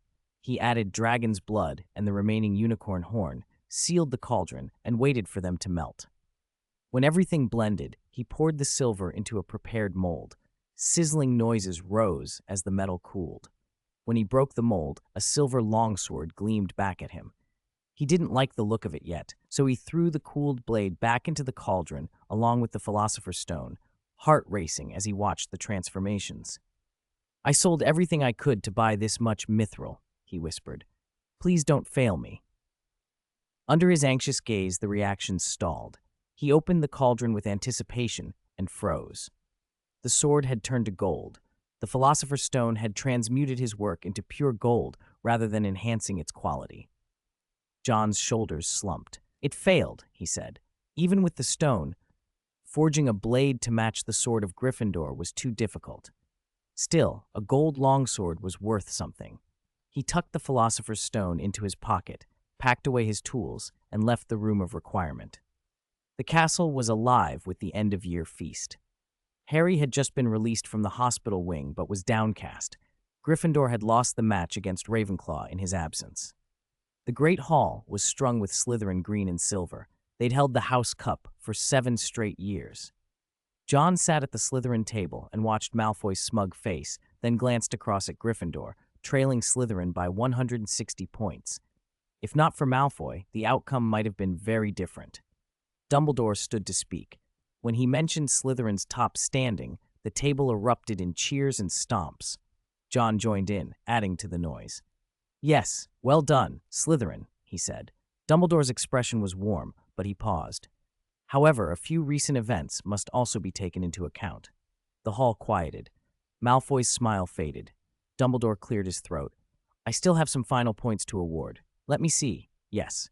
First, Mr. Ron Weasley, for playing the best game of wizard's chess Hogwarts has seen in years, I award Gryffindor 50 points. Second, Miss Hermione Granger, for a cool and logical deduction in the face of fire, I award Gryffindor 50 points. Third, Harry Potter, for intrepid nerve and outstanding courage, I award Gryffindor 60 points. A reversal. The trailing Gryffindor surged forward. The great hall erupted into a deafening cheer. Dumbledore raised a hand to still them and smiled. There are many kinds of courage. It takes a great deal of bravery to stand up to our enemies, but just as much to stand up to our friends. Therefore, I award Mr. Neville Longbottom 10 points. Total pandemonium. Slytherin cried foul, while the other houses celebrated like they'd overturned the world. Malfoy thumped his goblet on the table and scowled. Everyone at Slytherin's table went suddenly gloomy. Gryffindor's tally had jumped into first place. John couldn't help a dry remark. Gryffindor always gets a lot of points. Dumbledore called for silence again and then looked directly at John. Finally, Mr. John Wick? Mr. John Wick? Slytherin had been bracing for humiliation, but no one expected another twist. Daphne, who had been ready to complain with Pansy, swallowed her words. Malfoy nearly knocked his cup over in surprise as Dumbledore continued. Mr. John Wick, for his keen intuition and careful observation, discerned the identity of that person, saved the unicorn in the Forbidden Forest, and selflessly rescued both Harry Potter and Draco Malfoy. He bravely faced danger to save Harry Potter, overcame that person, and protected Hogwarts. His self-sacrificing spirit for his friends is deeply moving. For this, I award Slytherin an additional 80 points. Another reversal, this time in Slytherin's favor. John became Slytherin's hero. Unlike the roar that had greeted Gryffindor's comeback, the students from the other houses stared, bewildered, at John as if seeing the troublemaker who'd caused chaos on the first day of term for the first time. Most people focused on a simple fact: he had defeated a professor. Even if Quirrell had been clumsy in class, he was still a professor, and John had bested him. Fantastic! Daphne cheered first, and the whole Slytherin table erupted. Malfoy hugged John, shaking his goblet so pumpkin juice sloshed everywhere. Goyle and Crabbe hoisted John onto their shoulders and carried him triumphantly around the table. No one bothered to taunt him for being a mudblood. Slytherin had adopted him. John accepted a cup from Daphne and raised it under the Slytherin glare. To eternal glory. To eternal glory, they shouted. Slytherin defended their 7-year streak and now had 8 consecutive wins, on their way to breaking Hogwarts' record. Dumbledore sat back down, clapped, and Snape's stiff smile softened. The other houses joined the end-of-year celebrations under green and silver banners. Ron scratched his head and said, "I don't know why, but I don't feel bad losing to John." Hermione, who had no personal feud with John, didn't protest much either. She had worked hard all year but still couldn't outdo him. Harry, knowing John had saved him, resented Malfoy's smugness even more than the point loss. Slytherin had been lucky to have John. Without him, Gryffindor would surely have won. John drank so much pumpkin juice that he felt full. These young wizards treated it like alcohol. He noticed the Weasley twins sneaking up to the Slytherin table and, suspicious, politely declined Malfoy's offer of a drink. Sure enough, the Slytherin bathrooms later filled with disgruntled students. The twins had slipped a potion into the pumpkin juice that left some Slytherins wobbly for a while. Malfoy swore revenge on whoever had poisoned them, but John couldn't very well rat out the twins. After the feast, John tucked the Philosopher's Stone back into his pocket. He felt guilty. This was a treasure many would kill to possess, and now he was taking it home. Dumbledore hadn't called him aside, so John assumed the headmaster had made his peace with it. He said farewell to classmates. Ron invited him to visit the burrow. Hermione was disappointed. She'd lost first place to John, though John had already known it. He'd received a system notification earlier. Studious 2.0 successfully acquired. Harry looked glum about returning to the Dursleys. John thought for a moment and offered, "My house isn't far from yours. You're welcome to come over any time." Harry brightened. Number 4 and number 6 were close. The thought cheered him up. Neville lugged the cage John had given him, practical, if sometimes misplaced. As the train began to pull away, a chime sounded in John's ear. Ding! Hogwarts Stage Task 1 completed. Task reward obtained. Magic blood +1, any point +2. Curious, John checked the magic blood entry. Magic blood consumption enhances magical power. Note, mixing with other blood may have unexpected effects. Mix and use, John wondered. The warning suggested mixing with other magical creatures' blood could produce odd results. He still had dragon's blood left, but the idea of experimenting at home made him wary. He didn't want the ministry knocking on his door because he'd drunk some mysterious concoction. Never mind, he decided. I'll go home first. It had been nearly a year since he'd left, and a small ache of homesickness tugged at him as the train thundered into King's Cross. John stepped off, feeling the familiar pull of home. On platform 9 3/4, a wizened old guard stood by the barrier, letting only 2 or 3 people through at a time so that a large group wouldn't spill out of the solid wall and draw attention.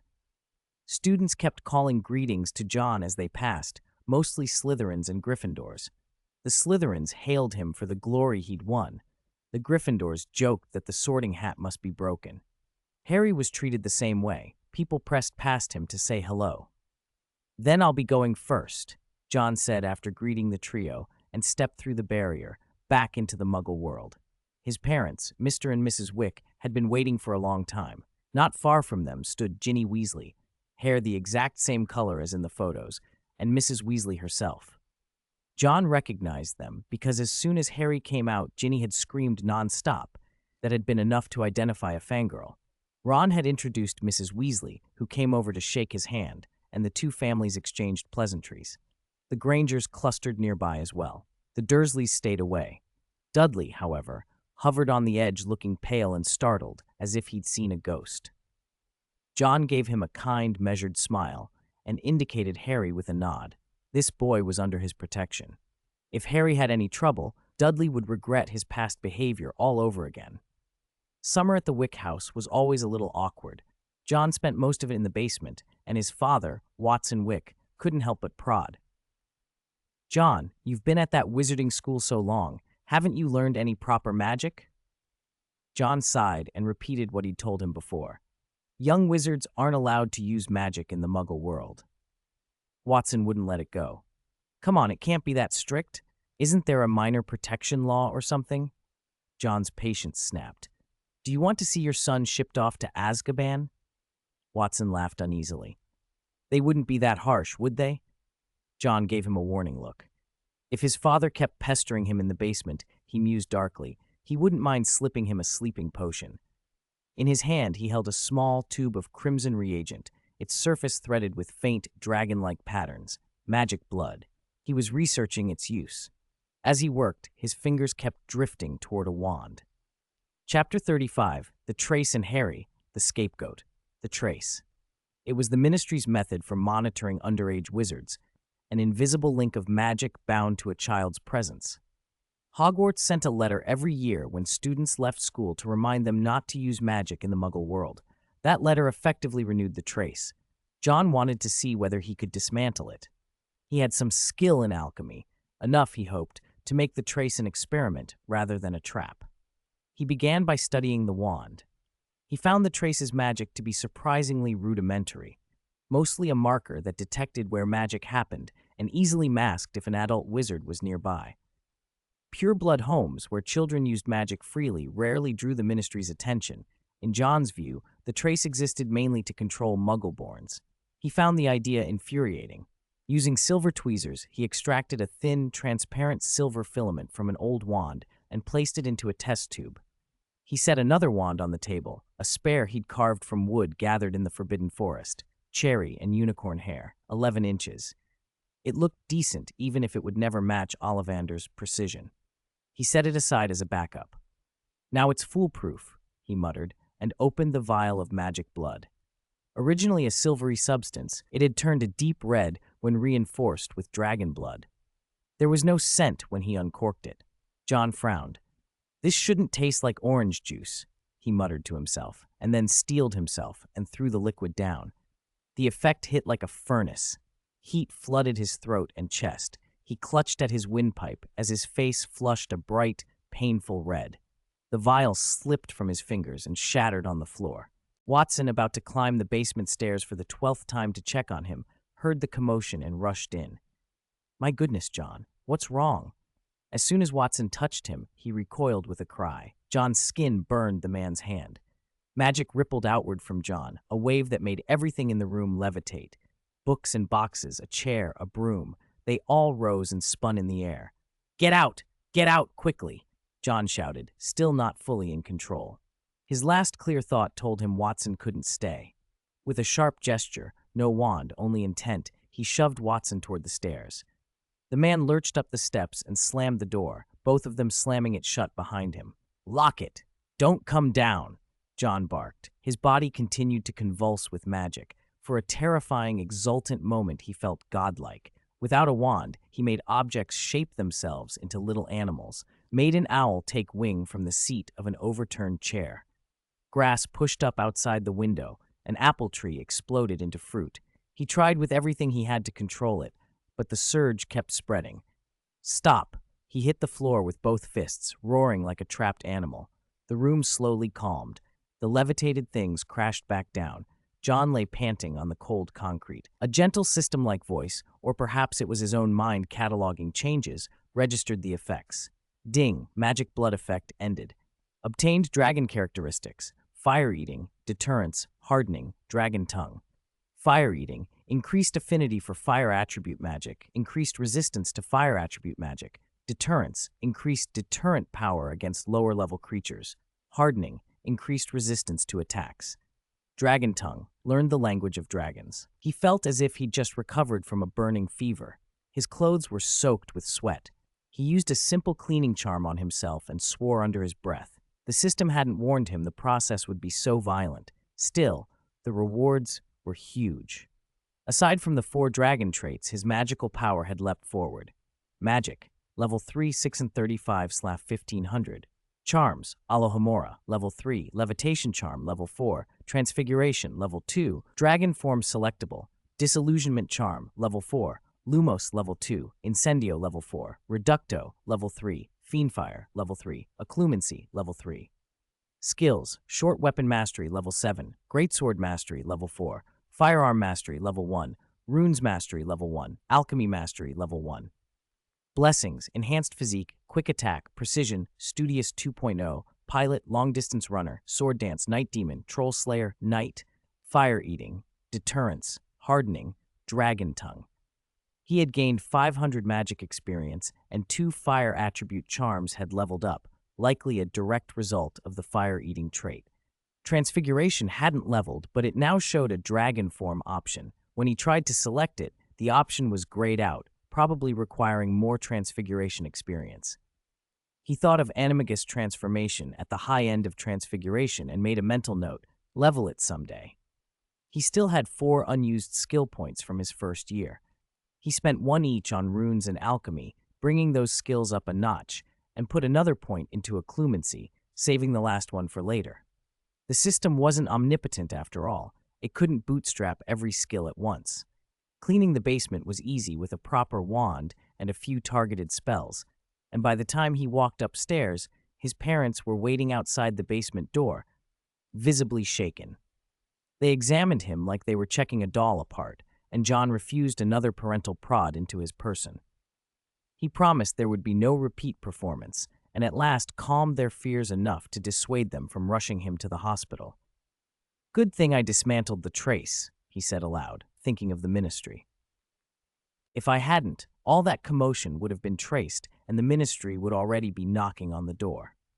As he said it, an owl winged past the window and flew off toward another house.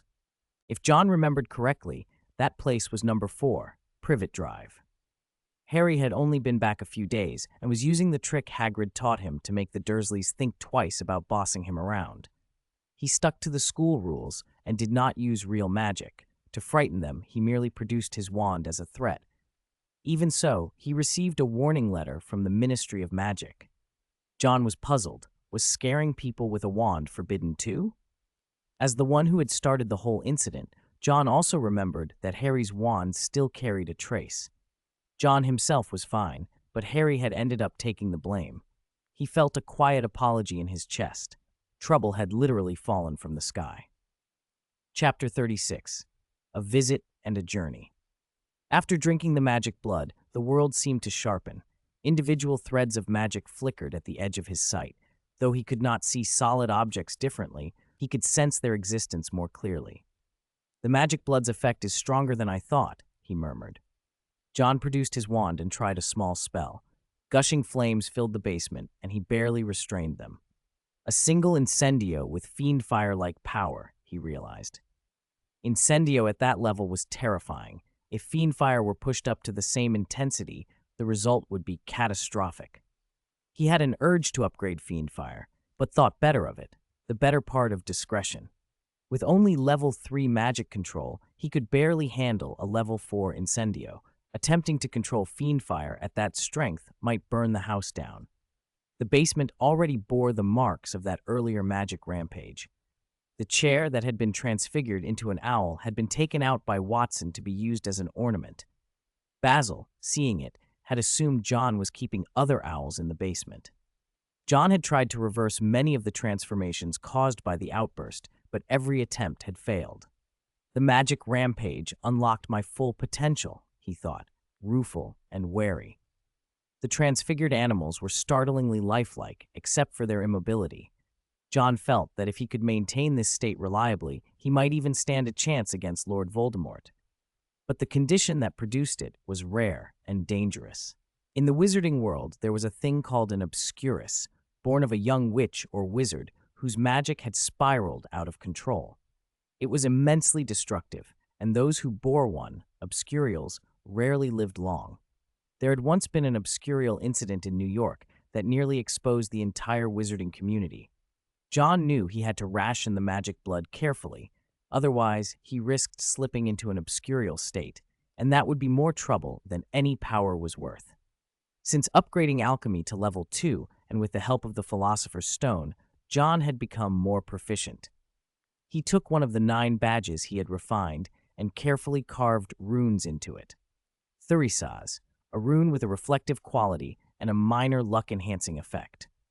When the inscription was finished, a thin layer of light shimmered across the badge and then faded. Using the Philosopher's Stone and dragon's blood as carving ink makes a fine job of it, he observed. Satisfied, John pinned the badge to his chest. It hung like a little galaxy, adding 3 points of mysterious aura to him. He planned to save the remaining 8 badges for other runes. "John, someone's here to see you," Mrs. Wick said softly. John froze. Someone was looking for him? He tapped his wand on the desk. The items arranged there obediently flew back into his suitcase. Then he climbed the stairs, expecting perhaps Harry or an old classmate. Instead, he found an elderly man in a pale purple wizard's robe, half-moon spectacles perched on a crooked nose, Albus Dumbledore. Dumbledore wandered through the house with easy curiosity, occasionally letting out delighted exclamations. When he reached the decorative owl, his eyes flashed with the light of a man who had once taught transfiguration. "Professor Dumbledore," John blurted, and hurried forward. Dumbledore smiled at his reserve. "Minerva was not wrong. Your transfiguration is remarkable, John." John felt embarrassed, as if caught in the act. Dumbledore, who had once been Transfiguration professor himself, recognized the depth of skill there. An owl like that would shame many aurors. He looked at John with interest, clearly curious how he had managed it. "Harry received a warning from the Ministry for improper use of magic a few days ago," Dumbledore said after a moment. He was quite put out. John stiffened and slipped his wand behind his back. Dumbledore noticed and waved a hand, smiling kindly. "Don't be nervous. People have their little tricks. Harry will be fine. It's only a small warning." He even pinched his fingers together to show how trivial it was. John let out a relieved breath. He supposed the title, "The Boy Who Lived," still carried privileges. They sat down, and Mrs. Wick served black tea and cookies. Dumbledore bit into a cookie and praised it with obvious pleasure. Mrs. Wick beamed. After some small talk, Dumbledore came to the point. "John, the Philosopher's Stone has been with you some time now." John knew what that meant. Dumbledore had come about the stone. He answered honestly but reluctantly, "Yes, Professor." No, not at all in a hurry," Dumbledore said quickly. "My old friend is not suddenly desperate. The stone has been publicly declared destroyed, and you may keep it through the holidays." "Then this visit is about?" John asked. Dumbledore's smile grew secretive. "My old friend heard there is a young wizard very interested in alchemy and would like to meet him." John's heart jumped. Nicholas Flamel. Dumbledore's reference could mean only one thing. He rose in excitement. Flamel was the living legend of alchemy, the only person known to have created the Philosopher's Stone. John's magic sword was not yet finished. This was an opportunity he could not miss. "John, if you have no other plans for your holiday, perhaps we could take a trip abroad, if your parents agree," Dumbledore suggested. "Agree?" John did not hesitate. Watson agreed at once. Mrs. Wick was less easy. The mention of going abroad worried her. "Quick, help me," she protested. "This is my wife," Watson said weakly. "And?" Mrs. Wick challenged. "You'll have to pay more," Watson sputtered. After a moment of negotiation, John promising Watson bubblegum and chocolate frogs, arranging for Basil to deliver letters to Watson's friends, and even having Tom perform at a party, Mrs. Wick relented. She imposed one condition: John must write a letter home every week. "If you don't write, I'll tell your uncles," she warned. Her uncles were the sort of men who wrestled bears shirtless in winter, Mrs. Wick's brothers. John remembered visiting his grandfather's house at 5 and watching an uncle coax a brown bear into docility. They had once planned to take him hunting in the mountains. The threat was hardly empty, and John agreed. After setting a date with Dumbledore, John went back to the basement to pack. There weren't many things to bring, but the Philosopher's Stone and alchemical materials needed careful stowing. He played a final game of Frisbee with Tom, and returned to find Dumbledore dressed for travel. Dumbledore had fancied trying a Muggle cruise ship this time, so the Portkey plan was postponed. Chapter 37. Beauxbatons and Exchange Students. The cruise crossed the English Channel and sailed toward France. The Pyrenees rose on the horizon, the natural border between France and Spain, and nestled among those mountains, hidden by enchantment, stood Beauxbaton's Academy of Magic. The castle sat in a magically fashioned paradise of gardens and fountains, its terraces sweeping into the mountains. Ask a British witch or wizard for the best school in the world, and most would answer Hogwarts without hesitation. Ask a French wizard, and they will tell you the British are simply mistaken. Beauxbatons is superior. The magnificent, romantic castle was the French pride, an elegant, palace-like school surrounded by artfully enchanted grounds. Section 32, a gentle breeze stirred the gardens, and somewhere a bird, or perhaps a forest nymph, was singing. "Professor, why are we here?" John asked, feeling a little sulky. Dumbledore had promised to take him to find Nicholas Flamel. Instead, they had detoured through the Paris Opera House to hear a moving performance, then stopped at a milliner's so Dumbledore could buy a hat. Now they stood before Beauxbaton, France's famed school of magic. Dumbledore smiled. "John, the pursuit of knowledge is never-ending, but we are on holiday at the moment." Through the main gate, a tall woman moved in the garden like a queen of the outdoors, Madame Olympe Maxime, headmistress of Beauxbatons. Olive-skinned and grand, hair swept back, draped in black satin and heavy opals, she looked every inch a noble. Dumbledore bowed and kissed her hand. Despite her size, she was all grace. "Madame Maxime," he said, "thank you for agreeing to receive my student." Madame Maxime looked down at John, eyes settling on his smart little suit. She spoke English with a French lilt. "Dumbledore, Nicholas Flamel sits on our board. I could not refuse his request." She smiled at Dumbledore, and the two elders exchanged words that made John feel left out of a private joke. Then Madame Maxime stepped up to him. Her expression warmed at his neat attire. "I think you'll need a change," she said. With a small tap of her wand, John felt something shift. He looked down. His suit had become a light blue robe, and on the chest 2 golden wands crossed, 3 stars twinkling above them. An instant uniform change. Dumbledore cleared his throat to bring him back from his daze. "John Wick," he said, "you will spend this holiday at Beauxbatons as a temporary exchange student from Hogwarts." John's face must have asked the question he didn't say. The old man, Dumbledore, wore a triumphant smile that told John he had been outmaneuvered. He had expected to be led straight to Flamel, not enrolled at another school. Panic flared briefly. Had Dumbledore discovered his interest in the darker branches of magic and banished him? He'd heard the word temporary, but in the moment it barely registered. "Professor," John blurted on the verge of tears, "if there's anything you're unhappy with." Dumbledore patted his shoulder and spoke softly, almost conspiratorially. "John, every school of magic has its mysteries. You will discover them with your eyes.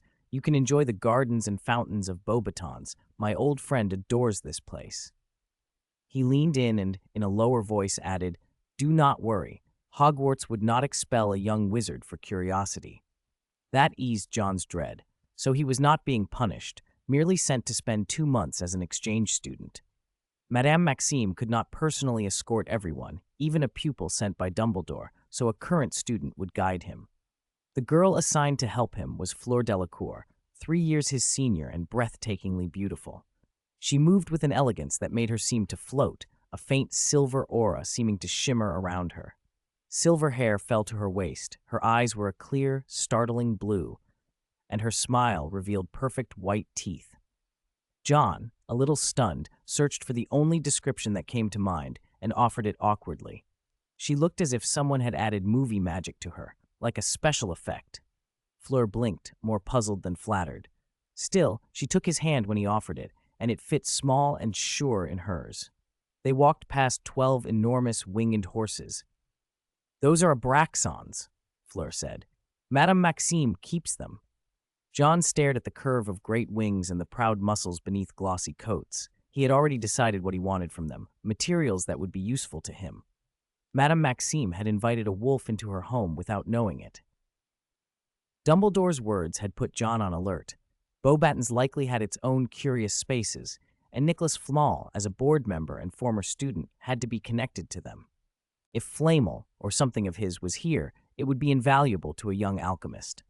Relocating his night explorations to a new castle was no hardship. "Is there a restricted section here?" John asked Fleur, trying to sound casual. Fleur looked at him as if he'd asked whether rain tastes like lemons. Beauxbatons wasn't Hogwarts. They did not display a restricted section on a sign. She gave him a small, warning smile.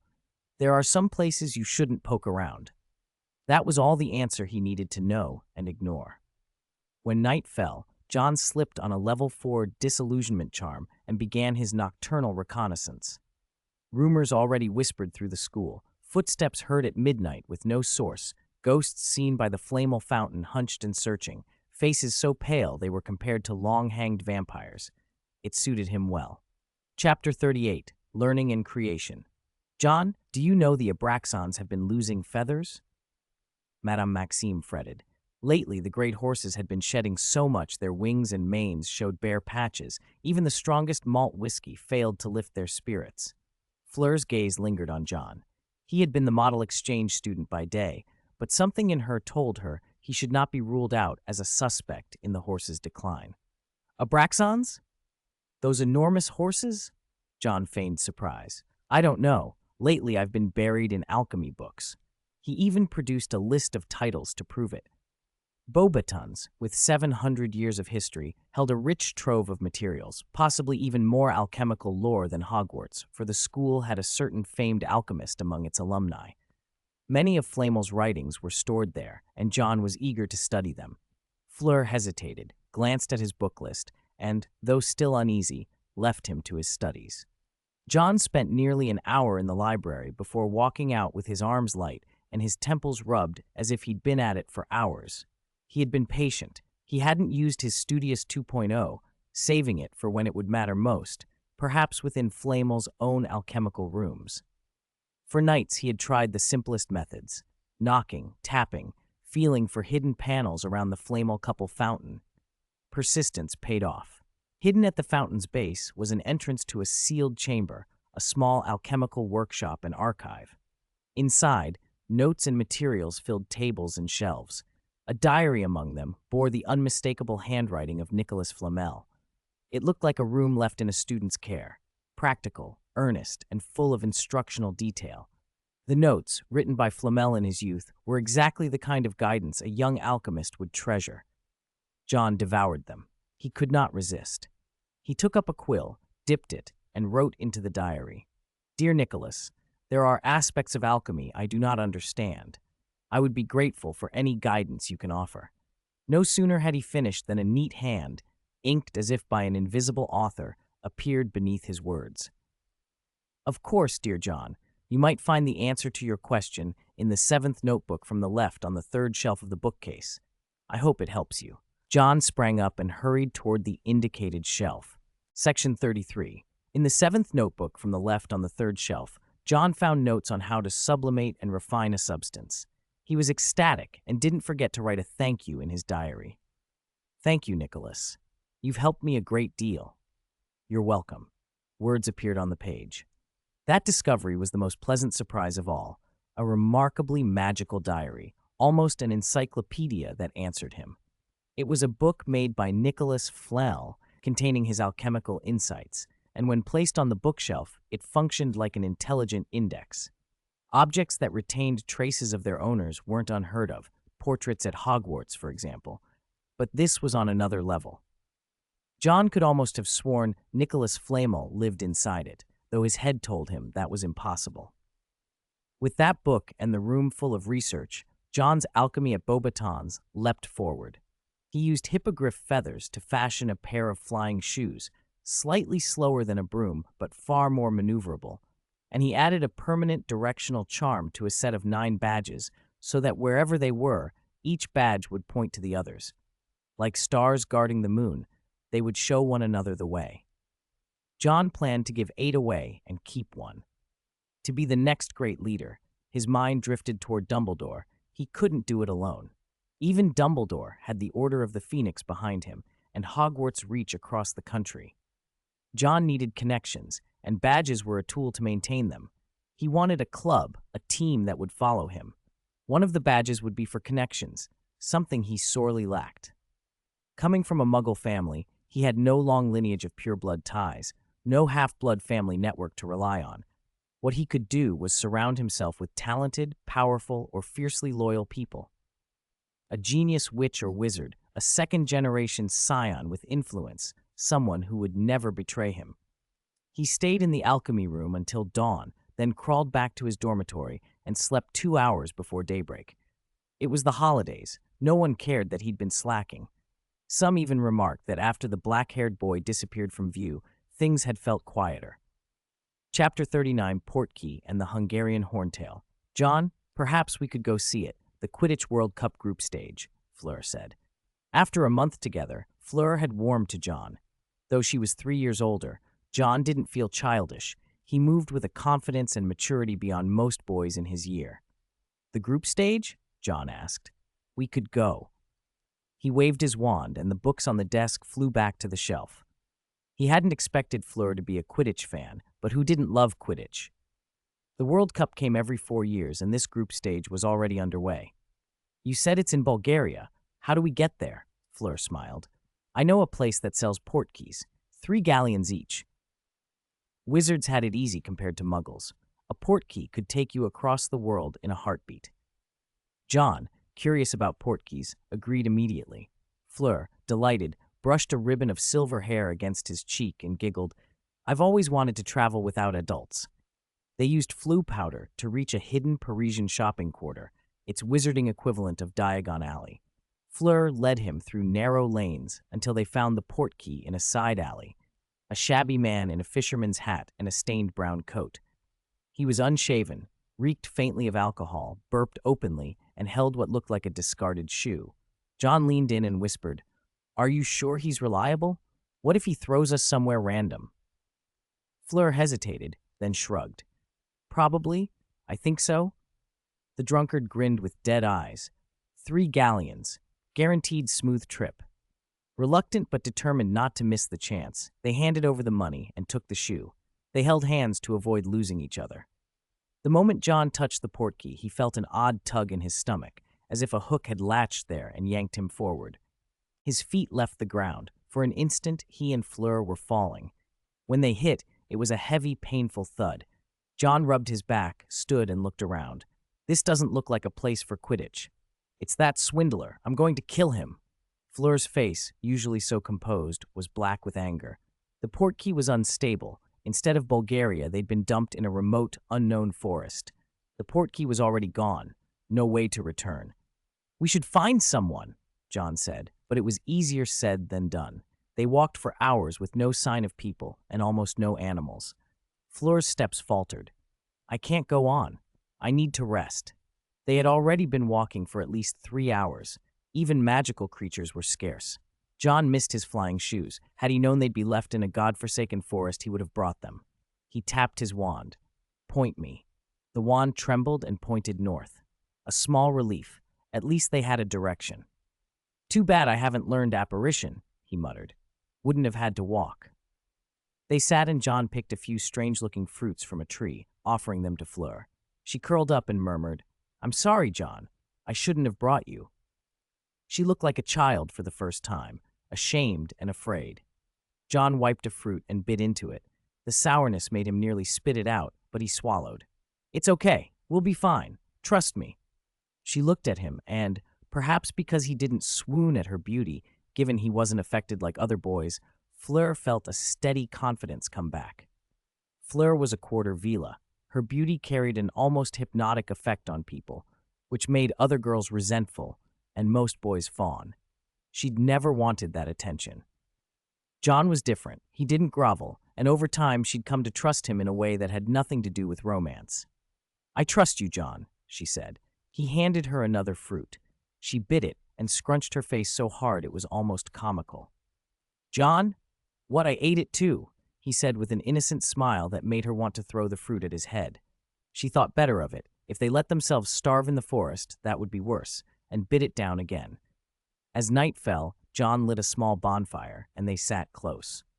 "Such a big forest," he complained, "and yet no animals, not even a magical creature." Fleur rolled her eyes. "Wild magical creatures can be dangerous. Maybe there's a powerful being nearby that keeps others away. Territorial magic, something like that." John nodded.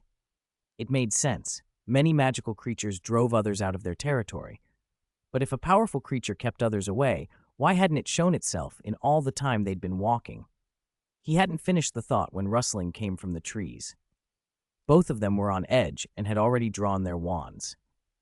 John patted his empty pocket. He had nothing useful on him. "I need to get an undetectable extension charm when I'm back," he thought. They'd be much better off if he could hide supplies or a portable shelter in a tiny object and carry a lot more than it looked like he was carrying. The sounds in the undergrowth grew louder. John tightened his grip on his wand and prepared for whatever was about to emerge. John hadn't learned that particular charm yet, otherwise he wouldn't have gone out with only a single wand. He and Fleur watched the direction the sound came from, nerves taut, John ready to strike anything that appeared with a reducto. The noise drew closer. Merged with dragon blood, his body was stronger and his senses sharper. He could hear heavy, ragged breathing and the pounding of footsteps. "Is that a person?" Fleur whispered. It sounded like one. The newcomer was injured, probably fleeing. John's grip on his wand didn't slacken. If anything, it rose. People in the wild could be more dangerous than magical beasts. Under their focused stare, someone burst from the bushes. "Stop!" Fleur shouted, wand up, face taut. It was a boy about John's age, wrapped in a blood-colored robe that looked like a school uniform. His skin was so pale, Fleur at first thought he might be a vampire. Black hair fell over one eye. From beneath the strands, a golden eye flashed. If not for that single flash, Fleur might already have acted. The boy clearly hadn't expected to see two students by a bonfire. He'd assumed anyone bold enough to light one here would be an auror or a desperado. "Run!" he shouted, and a ball of flame plummeted from the sky, setting the bushes alight. Fleur's horror turned to shock as a black Hungarian horntail in the moonlight opened its jaws and belched dragonfire. The beast's noises came out oddly clipped and disjointed, almost like words. Ambush, offense, die. John stared at the horntail. He had heard it speak. He'd forgotten for a moment he could use his dragon speaker gift. He flicked his wand, casting a levitation charm and lifting the bleeding boy out of the blaze. The act saved a life, but it also drew the horntail's attention to them. "Run!" Fleur urged. Only then did she realize why no other creatures had been around. The Hungarian horntail was the fiercest of dragons. Its presence kept everything else away. John turned and ran. The dragon's angry, broken phrases followed them. Wizard, sleeping, ambush, dishonorable butt hurts. John glanced back at the fleeing boy in confusion. Of all things, he'd ambushed the dragon while it slept and hit it from behind. No wonder it was furious. If someone had attacked John's own nesting place while he slept, he'd be furious too. The dragon chased. They had no wings. John increased his pace. There was an old grim joke. When a grizzly's on your tail, you don't need to be faster than the bear, only faster than your companions.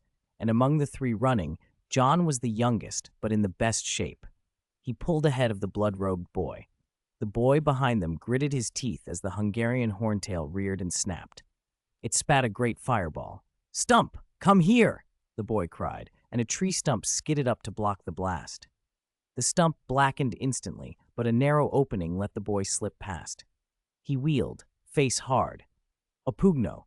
Broken stones tore from the ground and hurled toward the horntail.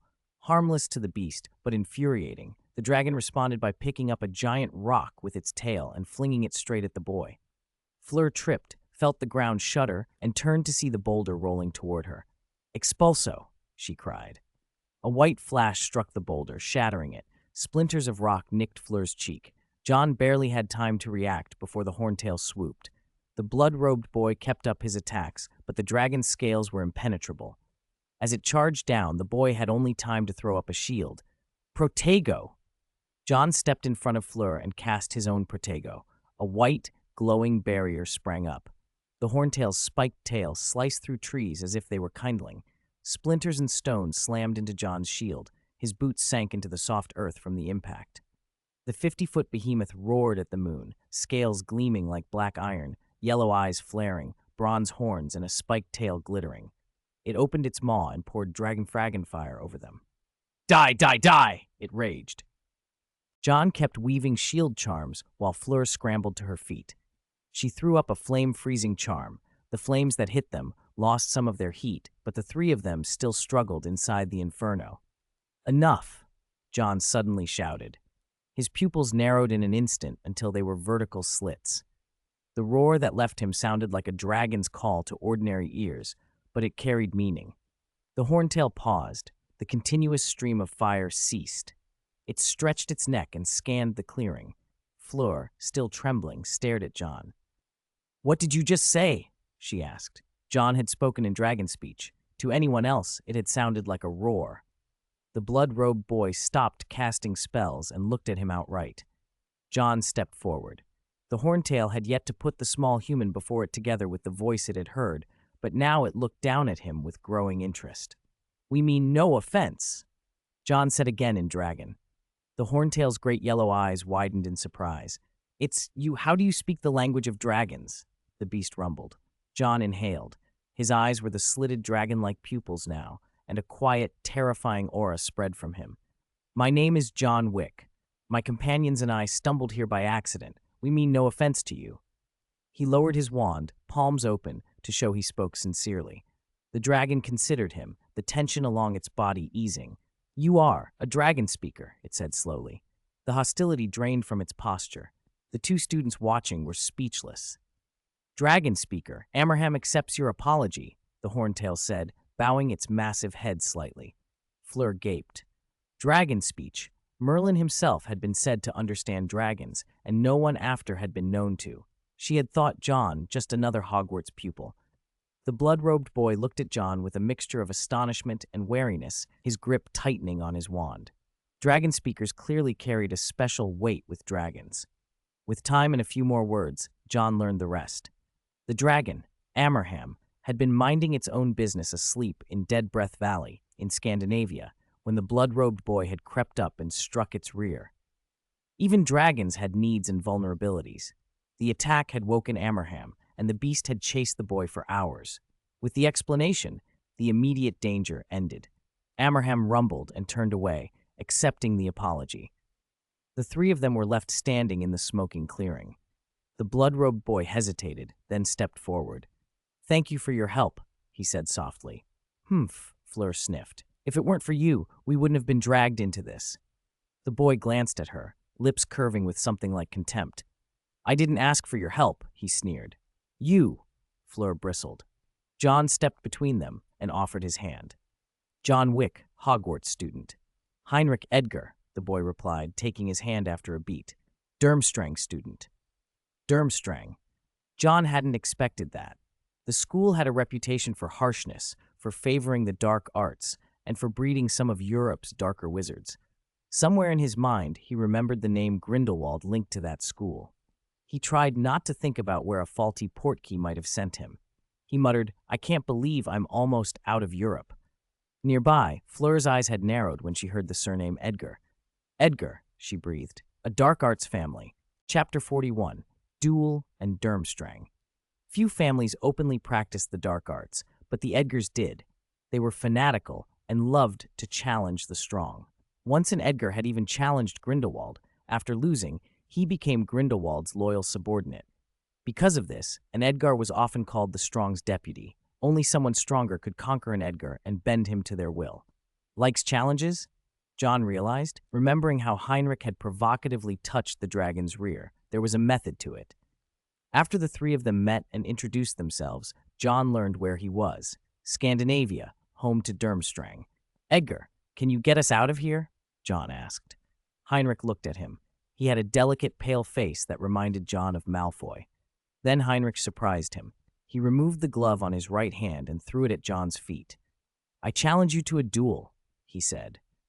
A duel? John stared. Fleur bristled. We saved you, she snapped. I know. You and Merlin are both dragon speakers. Heinrich fixed John with a steady stare and spoke slowly. Defeat me, and I'll tell you how to get back. Fleur leaned close to John and whispered, He seems to have his eye on you. Whether spite or mischief, Fleur's tone carried some glee. John didn't think she expected him to lose. He'd handled the dragon earlier, after all, but being the target of an Edgar was unpleasant. These people were fanatics. Refuse, and they might truly make them wander. Wanting to get back as soon as possible, John reluctantly agreed.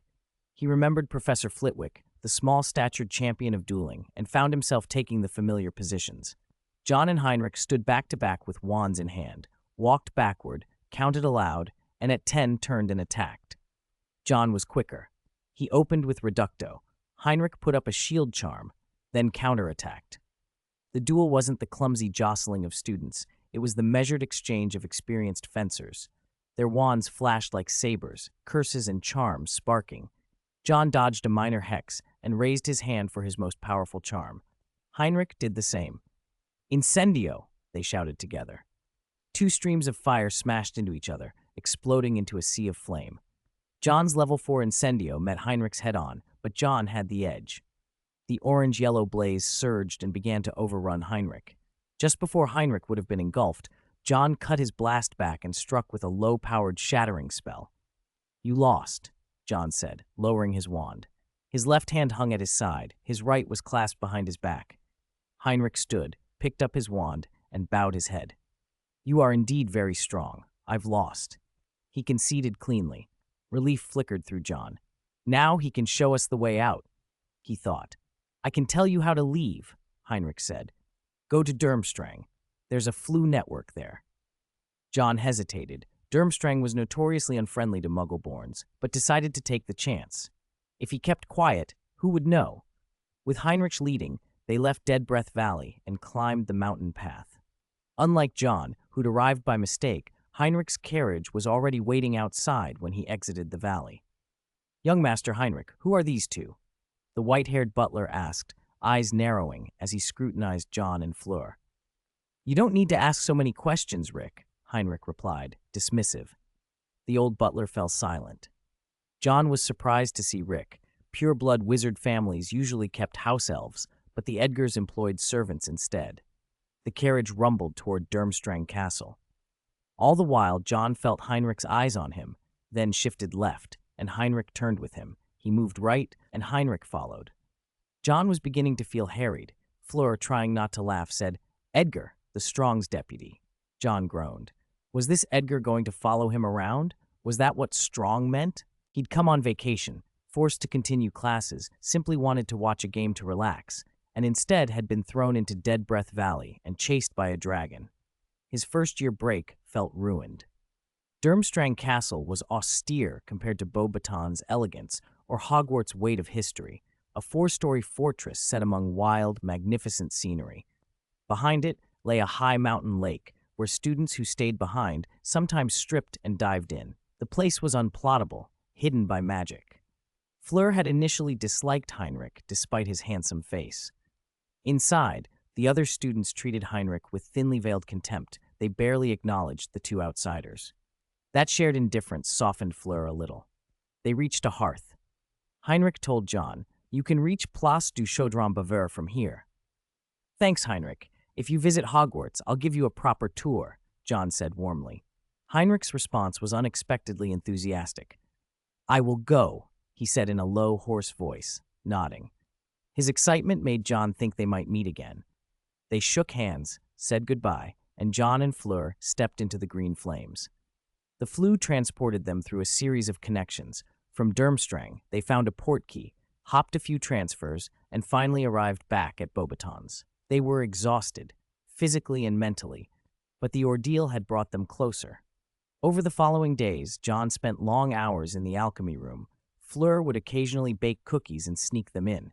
After one, John felt inexplicably refreshed. He suspected a touch of Vila magic. One morning, John came out of the alchemy room, stretched, and felt the ache in his body. "If this keeps up, the sword won't be finished, but I will collapse," he muttered. He planned a run before catching up on sleep.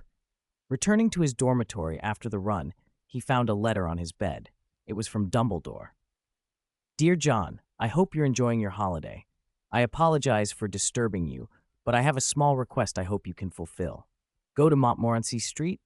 John read aloud, setting the letter down. It seemed this would be his next stop. After some sleep, he used flue powder to travel to Paris.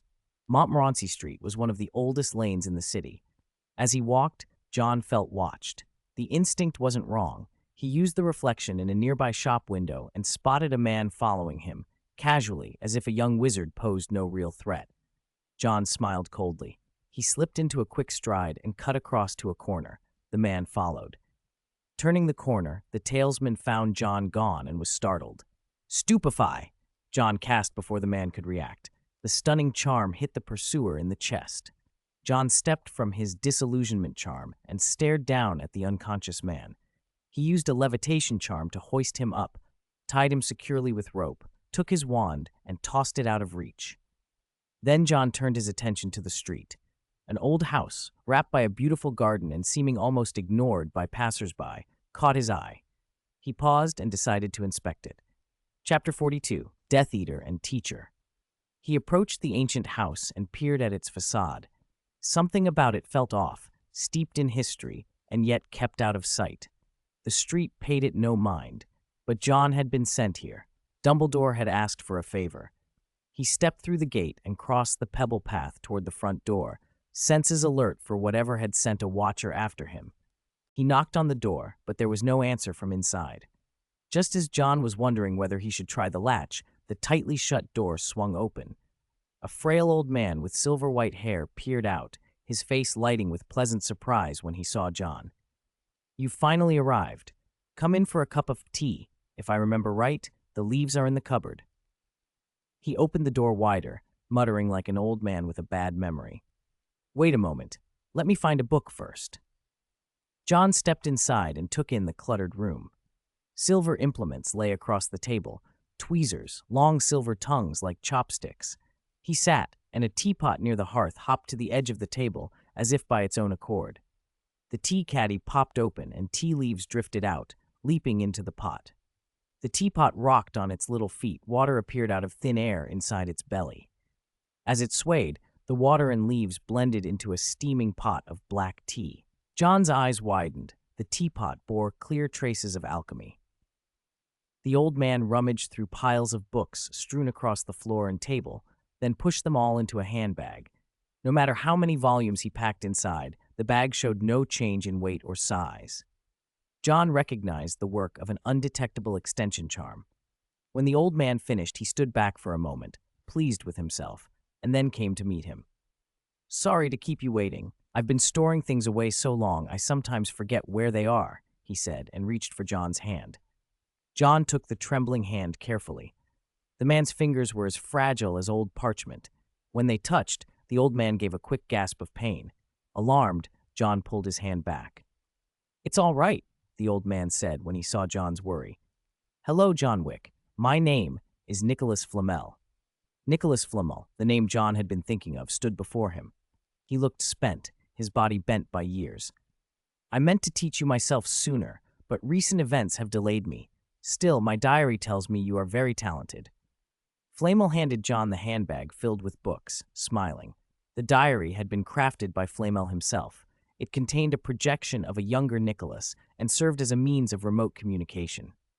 The books were part of the old alchemist's notes, insights gathered over a very long life. John paused, then asked, "Is this because of the Philosopher's Stone?" He wasn't foolish. After Dumbledore's public announcement that the Philosopher's Stone had been destroyed, Flamel's immortality was plainly coming to an end. Nicholas Flamel shook his head with a faint smile. "Child, everyone dies. If you had not arrived, The stone would have been finished in June. It was true. The remaining elixir of life would sustain him for only a year. This great legend of alchemy, who had lived 665 years, was nearing the end of his long life. If John had never shown up, Flamel likely would not have taken on a pupil. Through Dumbledore's introduction and the diary's reports, Flamel had come to believe John was the right person to inherit his legacy. John felt a hollow in his chest. He had hoped he'd finally found a teacher who could guide him in alchemy. Instead, his arrival had coincided with a farewell. This was Flamel's former home. He had planned to retire to Devon and to die in seclusion.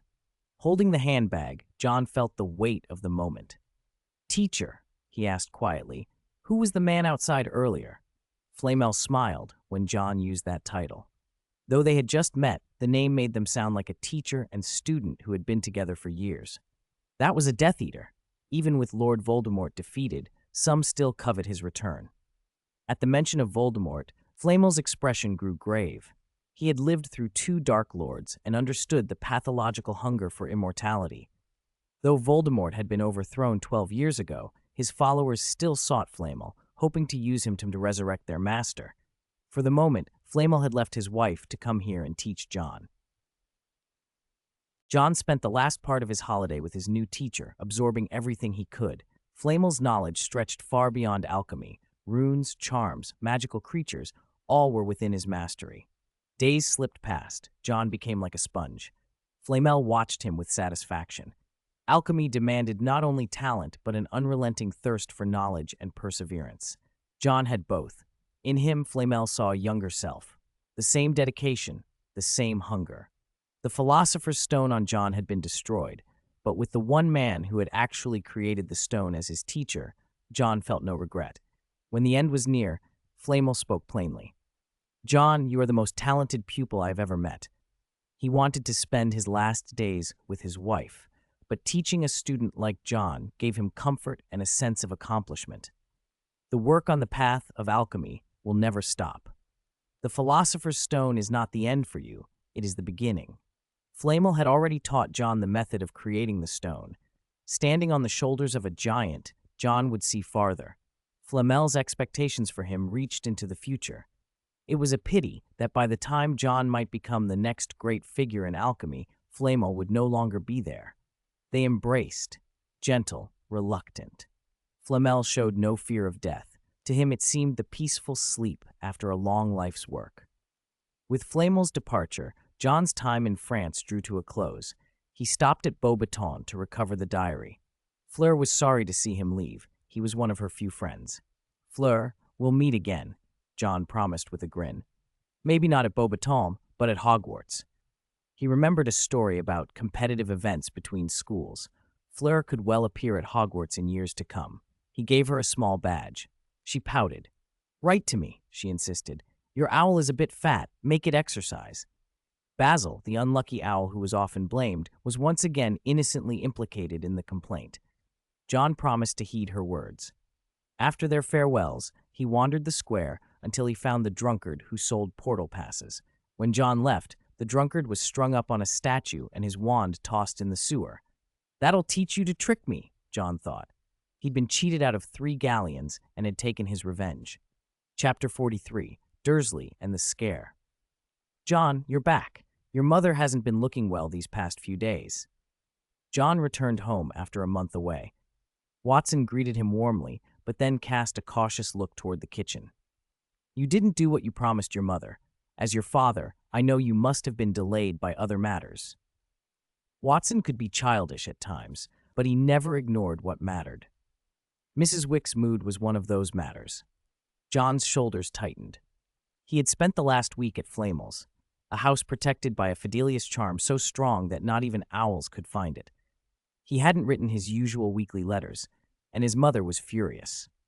Mrs. Wick was not often angry, but when she was hard to soothe. The last time she gave Watson the silent treatment for a week, John had survived on various breads and strange dipping sauces. The thought of Watson's cooking made him shudder. Luckily, John had come prepared. In the kitchen, Mrs. Wick sat with a cool, silent expression that made even Watson nervous. The usually graceful woman took on the look of a stern matron when she was cross. John put on a pleading smile and pulled a bottle of perfume from his suitcase.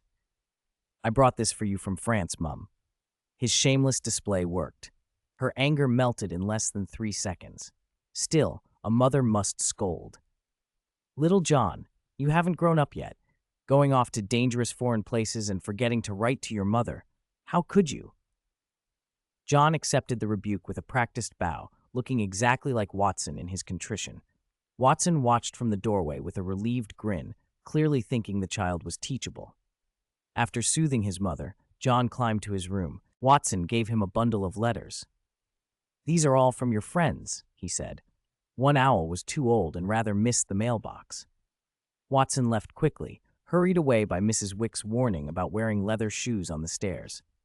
John sat on his bed and opened the top letter. It was from Hermione, an exhaustive list of books she'd read over the holiday. He sorted through the pile, reading Hermione's letters first. The last of her notes mentioned Harry. Hermione had written to him during the break, but received no reply. Other letters followed: Ron, Hagrid, and surprisingly, 3 from Malfoy. John read them all. Every one of the letters intended for Harry had gone unanswered. "Has Harry been arrested by the Ministry?" friends asked, worried. John thought of the magical outburst he'd had that day and felt a spike of guilt. Harry had taken the blame for him. Had the Ministry arrested him for it? He couldn't ignore the possibility. He hid his unicorn hair wand at home, took his other wand, and went downstairs. With a few sweet words, he got a freshly baked apple pie from Mrs. Wick, tucked it into a box, and set out for 4 Privet Drive. He knocked. A chubby boy opened the door, Dudley, who smelled the pie and forgot for a moment to be suspicious. Dudley's surprise drowned out his manners. "It's you, John Wick," he shouted, his voice carrying down the street. Petunia Dursley, who had been wondering who could be at the door, came rushing out at the sound. Seeing John, she did not forget that he had once appeared at King's Cross with Harry and a party of wizards. Section 37, Harry's uncle Vernon Dursley came to the door as well. He looked to be in his 40s, so fat he had no neck and wearing a thick beard. When he saw John, his face fell and he bellowed, "How dare you people come to my house?" Vernon had seen the Ministry of Magic's warning to Harry a few days earlier and believed that young wizards weren't allowed to use magic in public. He wasn't in the least afraid of John. He only yelled to drive him off. "Mr. Dursley, I think you've got a misunderstanding," John said, smiling politely. "At the moment, my identity is the child of the homeowner at number 6 Privet Drive. In other words, your neighbor's child coming to call." Vernon hesitated at that, and John went on at a leisurely pace. Surely Mr. Dursley would not be so uncivil as to turn away a neighbor bearing gifts? Vernon looked closer and realized John was indeed carrying an apple pie. The rich, sweet smell made his precious Dudley's mouth water. Vernon's expression flickered, then darkened. At last, with a forced face, he said, "If it's not those bothersome people, then come in." John handed the pie to Petunia before stepping inside. "Sit down for a minute, and then you can leave," Vernon said without looking at him properly. John glanced at Dudley, who was already ripping open the packaging and devouring the pie. The boy and his father resembled each other in every greedy way. "Where's Harry?" John asked. "Harry, don't mention that fellow to me," Vernon snapped. He assumed John had ill intent. Harry had been confined by Vernon. Iron bars had been nailed over his bedroom window, leaving only a small hatch for meals 3 times a day. Vernon had decided Harry would not be returning to school, and meant it. Checking his watch, he stood and tried to usher John out. "Now you can leave my house. You people will never enter my house again." John's smile faded. He made no move to go. Vernon reached out to push him. John caught Vernon's thick, stubby index finger and twisted it hard. Vernon let out a strangled, high-pitched scream. Petunia rushed over and saw her husband on his knees before John, wailing with a finger clasped. "Mr. Dursley, I think there's been a misunderstanding," John said calmly. "Misunderstanding? No misunderstanding. If you don't leave now, I'll call the police," Vernon hollered. John's patience snapped. "Not only am I Harry's classmate," he said coldly, "my father has business with Fine Wallace." At the name, Vernon's threats died on his lips. Fine Wallace was the head of a London gang, not the sort of man the police could easily control. Vernon, who had felt safe because he believed wizards couldn't use magic outside, suddenly went pale at the thought of other kinds of trouble. "Sorry, pardon my rudeness," he forced out with a trembling smile. "Harry is upstairs." "Very good, Mr. Dursley. Please allow me to see my friend." John released Vernon's finger. Vernon nodded as if relieved and shuffled off to rub at his hand. John took charge instead, looking at Dudley, still happily scoffing the pie. "Dudley, you should show our guests the way, shouldn't you?" Dudley didn't react at first, and Vernon yanked his ear until the boy squealed and led John upstairs. When they reached the door to Harry's room, John noted it was sealed shut, with only that tiny food flap cut into it. He glanced at the bars and muttered, "I believe Britain has child protection laws, too." "It was him. He ruined my father's business a few days ago," Dudley blurted, eager to shift blame. A year hadn't done anything to lessen the boy's fear of John. John frowned. He didn't have a pencil on him to make notes, but he told Dudley to open the door. Chapter 44. The House Elf and the Flying Car. Harry had never had such a miserable birthday. Dobby the house elf had broken into the house to warn him not to return to Hogwarts, and in doing so had caused enough chaos that Uncle Vernon had discovered Harry was a wizard and sealed him away. Harry pressed his face to the narrow gap between the bars and the window, watching the thin, bedraggled Hedwig brood on her perch. She had lost weight from the terrible food they'd been getting. The door to Harry's room opened twice a day for meals only. This time it opened because John had come in. "John!" Harry cried with relief. John frowned at the cramped, dim little room. Sunlight barely reached the barred window. "Harry, Hermione and the others said you weren't writing back, so I came," he said, coming over to sit on the bed. "Why are you locked up?" Harry poured out the story. The house elf's visit, Vernon's panic, the iron bars. John looked surprised. "A house elf came to bother you?" House elves didn't usually attack wizards or cause scenes in muggle houses. John wondered whether someone had sent the elf on purpose. Could someone have stirred it up? He mused. Malfoy, maybe? Harry immediately thought of Malfoy. He and Malfoy had a perpetual grudging attention toward one another. John was unconvinced. If it were Malfoy, he expected the boy would already be boasting about it. If no one had instigated it, how had a house elf become involved with Harry? Only the oldest, wealthiest wizarding families had house elves. If it had been a Potter family elf, that might make sense. The Potters were never short of money, but Dobby had clearly not obeyed Harry. That made no sense. House elves cannot disobey their masters. The two of them frowned at the mystery. "Are you here to rescue me?" Harry asked hopefully. He'd heard Vernon scream earlier. Whatever John had done had shaken the Dursleys, and Harry, who knew of John's past exploits, once beheading a troll, felt a surge of hope. John's expression was rueful. "I'm not the one coming to rescue you." "Then who is?" Harry pressed. John smiled a little. He'd received Ron's letter. Ron's father had told him about the ministry warning and Harry's long silence. Ron was organizing a rescue, and John guessed they would try to come at night. He couldn't very well arrange a gang abduction of the Dursleys himself. He was careful about the law, so he'd only come to see Harry and make sure he was all right. That was enough to cheer Harry. They talked about their holidays. John had been abroad and told stories that made Harry envious. Then John's face turned serious. "Be careful. I think Lord Voldemort may be trying to make a comeback." Hearing the name tightened Harry's chest. "I saw a Death Eater in France," John said. "Just one doesn't mean they're finished." Perhaps what the house elf had said wasn't baseless, John warned. The oddness of Dobby's behavior made him think something darker was stirring. Before he left, John went down and spoke to Vernon again. Calmly, he said, "Even if you keep Harry confined, you should let him have time to gather his things."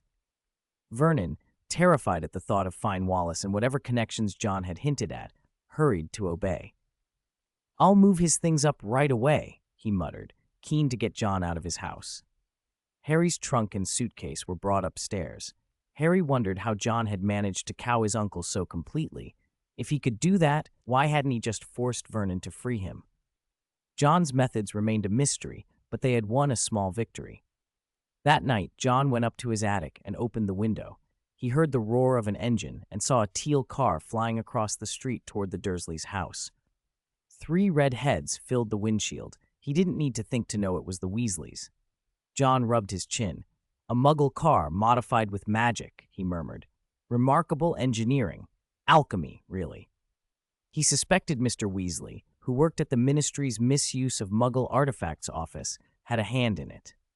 He watched as the car reached the house, and the Weasleys hauled Harry up into the vehicle. With his things now in the room, Harry climbed in, and they were gone into the night.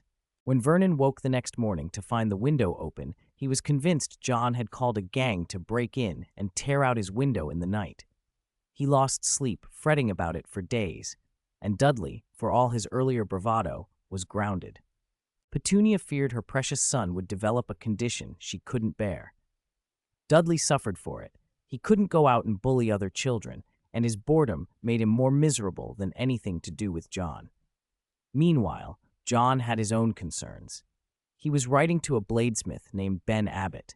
Realizing he couldn't forge a magical blade like Gryffindor's sword on short notice, John had shifted to enchantment and commissioned a greatsword. Ben agreed. John paid and sent the required mithril and some wood. In 2 weeks, he would have a brand new sword. The second-year book list arrived. John skimmed it and froze. Alongside Standard Book of Charms were titles that didn't look like textbooks at all. Wanderings with Werewolves, Holidays with Hags, Travels with Trolls, more like travelogues or novels. Hermione's list had included the same books. She'd said they were wonderful and strongly recommended them.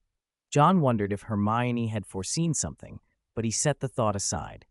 He had set up another alchemy room in the Dursleys' basement and had spent time refining a few things. Alchemy was expensive, and the Dursleys were hardly in a position to bankroll his experiments, so he planned to be self-reliant. Ideally, he wanted a partner to help produce and sell his creations. Professional help, because these weren't Weasley Wizard Wheezes, but genuine magical items, some designed with destructive applications. He thought he might find someone in Diagon Alley. Chapter 45, Nocturne Alley and the Thief. Morning, Teedy. John crouched and scooped up the cat that had been rubbing against his leg. The cat purred. 3 more cats dashed out to join them and clustered at his feet. He took out the cat food he always carried. Tom, tail wagging in annoyance, kept circling. He had expected a walk, not a feeding session for neighborhood cats. An old woman shuffled over, leaning on a cane. Mrs. Figg, good morning. Arabella Figg smiled. No one on Privet Drive knew that this apparently ordinary elderly neighbor was a squib and a member of the Order of the Phoenix. Dumbledore had asked her to keep an eye on Harry. 6 months earlier, she had taken John onto her list as well. Dumbledore had come to Privet Drive to learn more about him, and Mrs. Figg liked John. He always came to fuss over her cats. His fondness for fluffy things reminded her of Dumbledore's fondness for sweets, and it was one reason Dumbledore had temporarily put the Philosopher's Stone into John's care. John didn't know he owed Mrs. Figg a debt, but he rubbed each of the 4 kittens anyway, smiling. Outdoor cats are better, he murmured. They won't suddenly turn into an older cat girl. When he stood to go, a prickle ran up his neck. He felt watched. His first, fleeting thought was Death Eaters, but he dismissed it. He wasn't Harry Potter. There was no point for Death Eaters to tail him. He said goodbye to Mrs. Figg, clipped Tom's leash on, and went for a run. The sensation faded as he left Privet Drive. The next morning, while jogging, the feeling returned. This time he saw the Watcher, a person wrapped head to toe like someone with a terrible skin condition. The figure never followed him past the edge of Privet Drive. On the 3rd morning, something fell from his pocket, a galleon. The wrapped person noticed it glittering in the sun, scooped it up with obvious delight, pocketed it, and didn't pursue him further. That evening, John slipped out under a disillusionment charm, a scrap of parchment in his hand. It wasn't the Marauder's map, only an arrow that shifted as he moved. The arrow led him to a shabby house with only a fireplace and a tent inside. The fireplace was on the Floo network. Diagon Alley, he muttered, tossed a handful of powder into the flames and called it. A green flash swallowed him, and he emerged, coughing out chimney soot in a shop in Diagon Alley. If he couldn't find the person he'd been watching, he could still browse. He reapplied a disillusionment charm and followed the arrow. The streets thinned as evening fell, and the people around him began to cloak themselves. They traded in whispers, dealt in things that looked far from legal. He had wandered, without noticing, into Nocturne Alley.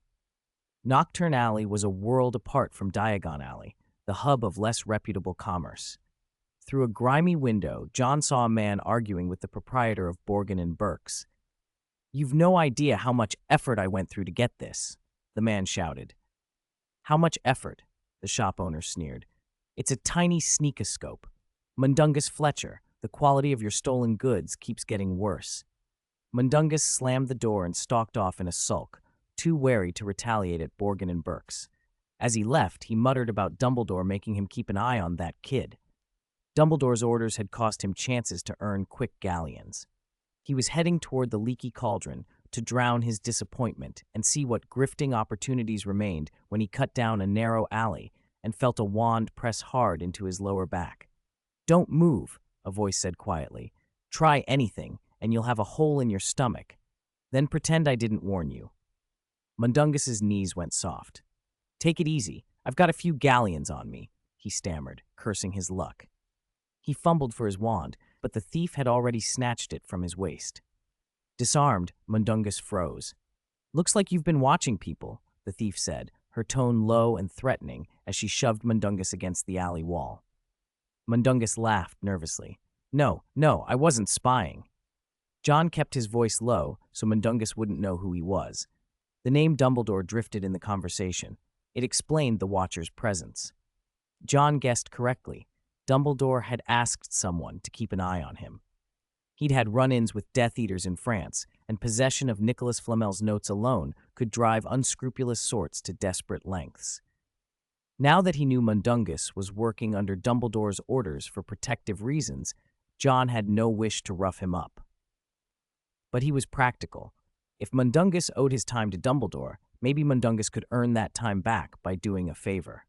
"Want to make some money, Mundungus Fletcher?" John asked. Mundungus blinked. He hadn't expected a robber to offer him a job. "Make money?" he repeated, voice uncertain. "I have items that need selling," John said. "They can't go through the official shops. They're not the sort of things you'd take to Diagon Alley, stuff some buyers would prefer to find in Nocturne Alley. You handle them, you sell them, and we split the profits 80-20. John's wand pressed into Mundungus's waist to keep his attention. Mundungus, relieved at the change from threat to opportunity, nodded so fast his head hurt. John pulled a few of his creations from a small bag and laid them out. Mundungus's earlier fear evaporated. Greed took its place. "Old Borgin will be all over this," he whispered, eyes shining. "In 3 days," John said. "I want to see shiny galleons." Then he stepped back, released Mundungus's wand, and melted into the shadows. Mundungus gathered his wand, pocketed the items with a grin, and hurried toward the leaky cauldron, already planning how he would present them to the right buyer. He looked around, then carefully tucked the item into his cloak. John had seen everything and did not leave. He watched Mundungus turn and head back toward Borgin and Burke's. When Mundungus returned, his hands held many more galleons. He hesitated, then divided the coins into 2 piles, thinking he might hide some for himself. The instant the thought crossed his mind, he felt the familiar sting at his waist. Frightened, he quickly put the money down. 20% of the coins were taken, and John's voice rang out. "I told you, 80-20 split. If you want to keep working, use this to contact me." John tossed a scrap of parchment. Mundungus paused, then picked it up. He stood there a long time, not daring to move, and only when he was certain John had gone did he visibly relax. Looking at the galleons, more than he'd earned from most of his heists, he fell into deep thought. Chapter 46. The Shop and Johnny Dow. 2 weeks later, a long rectangular package arrived from America, wrapped inside a wooden crate. John pried it open with a crowbar. As he removed the 6 nails, the lid came away. Nestled in hay lay a knight's sword decorated with mithril. The blade shone like a mirror. The semicircular guard had been cast from mithril with steel powder. The hilt was oak, and the pommel was a round mithril head with a circular recess. 3 spells had been woven into the forging, making the blade straight, hard, and all but unbreakable. The more John looked at it, the more he loved it. He picked it up and swung it. The sword was balanced about 2 finger widths from the guard, making its motions smooth and fluid. It could be wielded one-handed or two, and John had had the pommel made long enough that it could be used like a greatsword. After running through a full set of practice movements, he sheathed it, exhilarated. The gaps in the mithril are perfect for enchanting, he thought.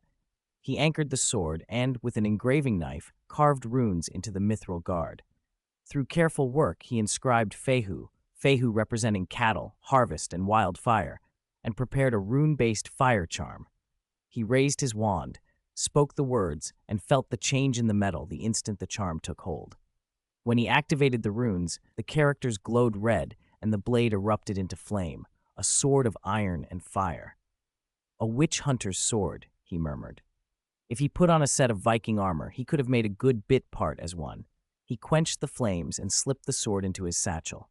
The satchel looked a little like a woman's bag, but John didn't care. He had a finished piece. He still needed a name. Ironwick, he decided. The Ironwick sword. Satisfied, he went to the living room to write replies. Hermione had written inviting him to Diagon Alley the next day to buy the term's books. Her letter was dotted with ink blots from excitement. Harry and Ron were going as well. The three of them often seemed to share the same plans. John answered each of them, and then wrote to Hagrid, asking if he could help find some magical creature materials. Before signing off, he switched the pen to his right hand, and, his handwriting noticeably different, wrote to Mundungus, enclosing a few of his self-made items. Mundungus, for all his greed, was useful. John had been having him sell the enchanted items he'd made while practicing. Mundungus constantly complained about the work and wanted a higher cut, but when he told buyers the pieces came from an alchemy master, sales doubled. John's small fortune grew. In a short time, he had over 3,000 galleons saved, nothing compared to Harry's family fortune, but enough to call himself comfortably wealthy.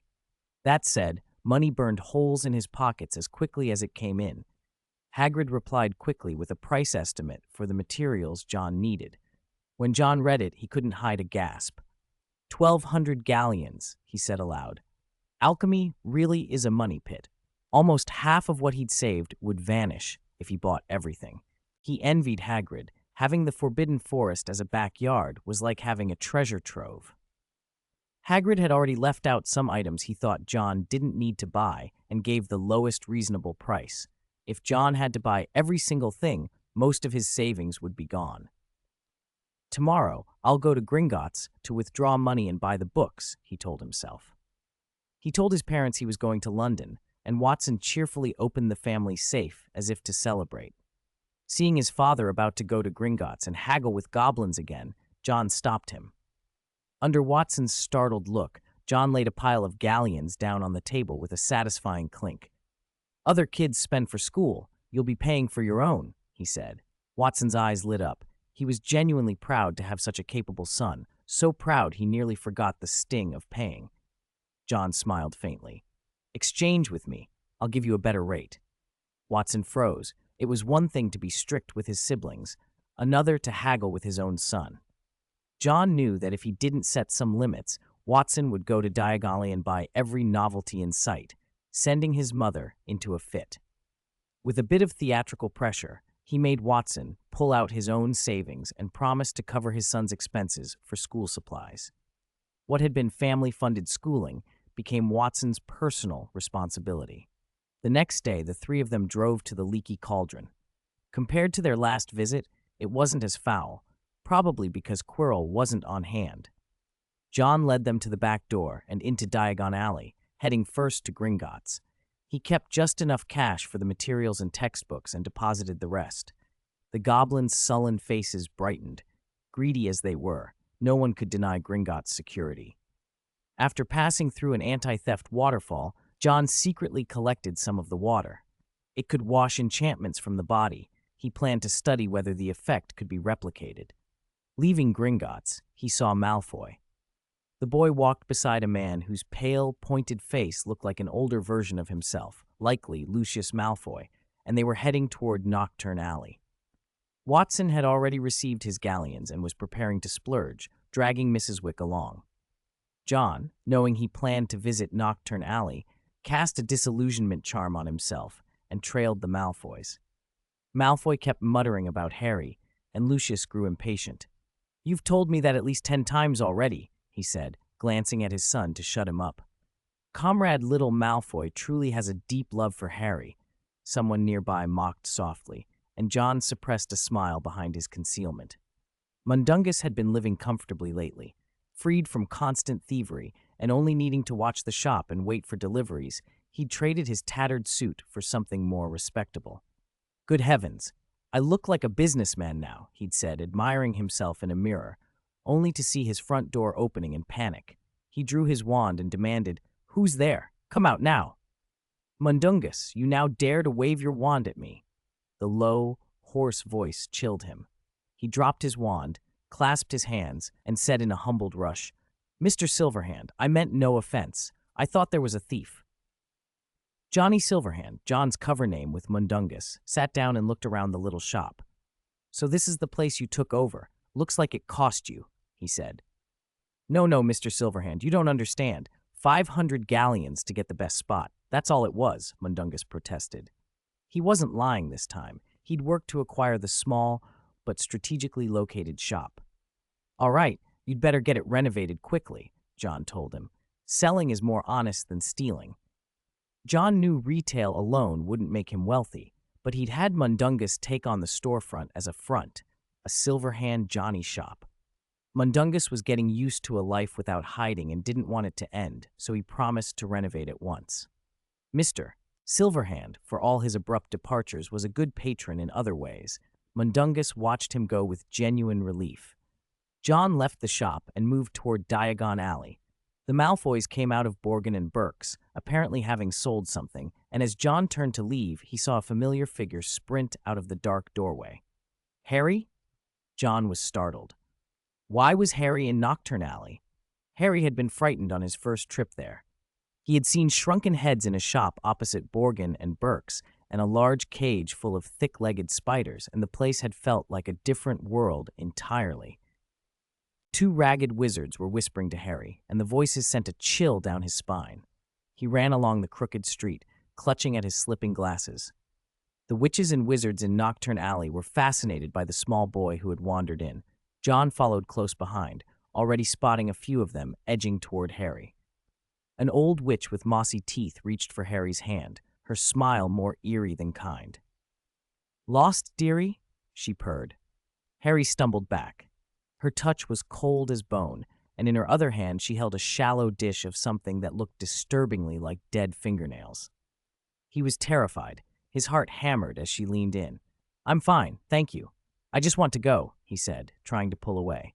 John stepped forward as the witch grew more insistent, even offering the grisly dish to Harry. "Harry, what are you doing here?" a sharp voice demanded. The witch spun around and saw John. For a moment she showed a nasty smile, but John's eyes went hard. In the same motion, his left hand darted out like a striking snake and smashed her plate. The witch shrieked and lunged, but a wand suddenly pointed inches from her eye. "Get out, or I'll make you blind," John said coldly. The old witch shivered and slunk back into the crowd. At that moment, a tall, beard-fringed figure parted the throng and strode toward them. "Harry, John, what are you doing here?" Hagrid boomed. He cursed at the witch, grabbed Harry by the arm, and hauled him away. The witch didn't dare stop them after John's threat. Once they stood in the brighter bustle of Diagon Alley, with Gringotts' white marble gleaming nearby, Hagrid fussed over Harry, brushing soot from his clothes. "You were careless, Harry," Hagrid scolded.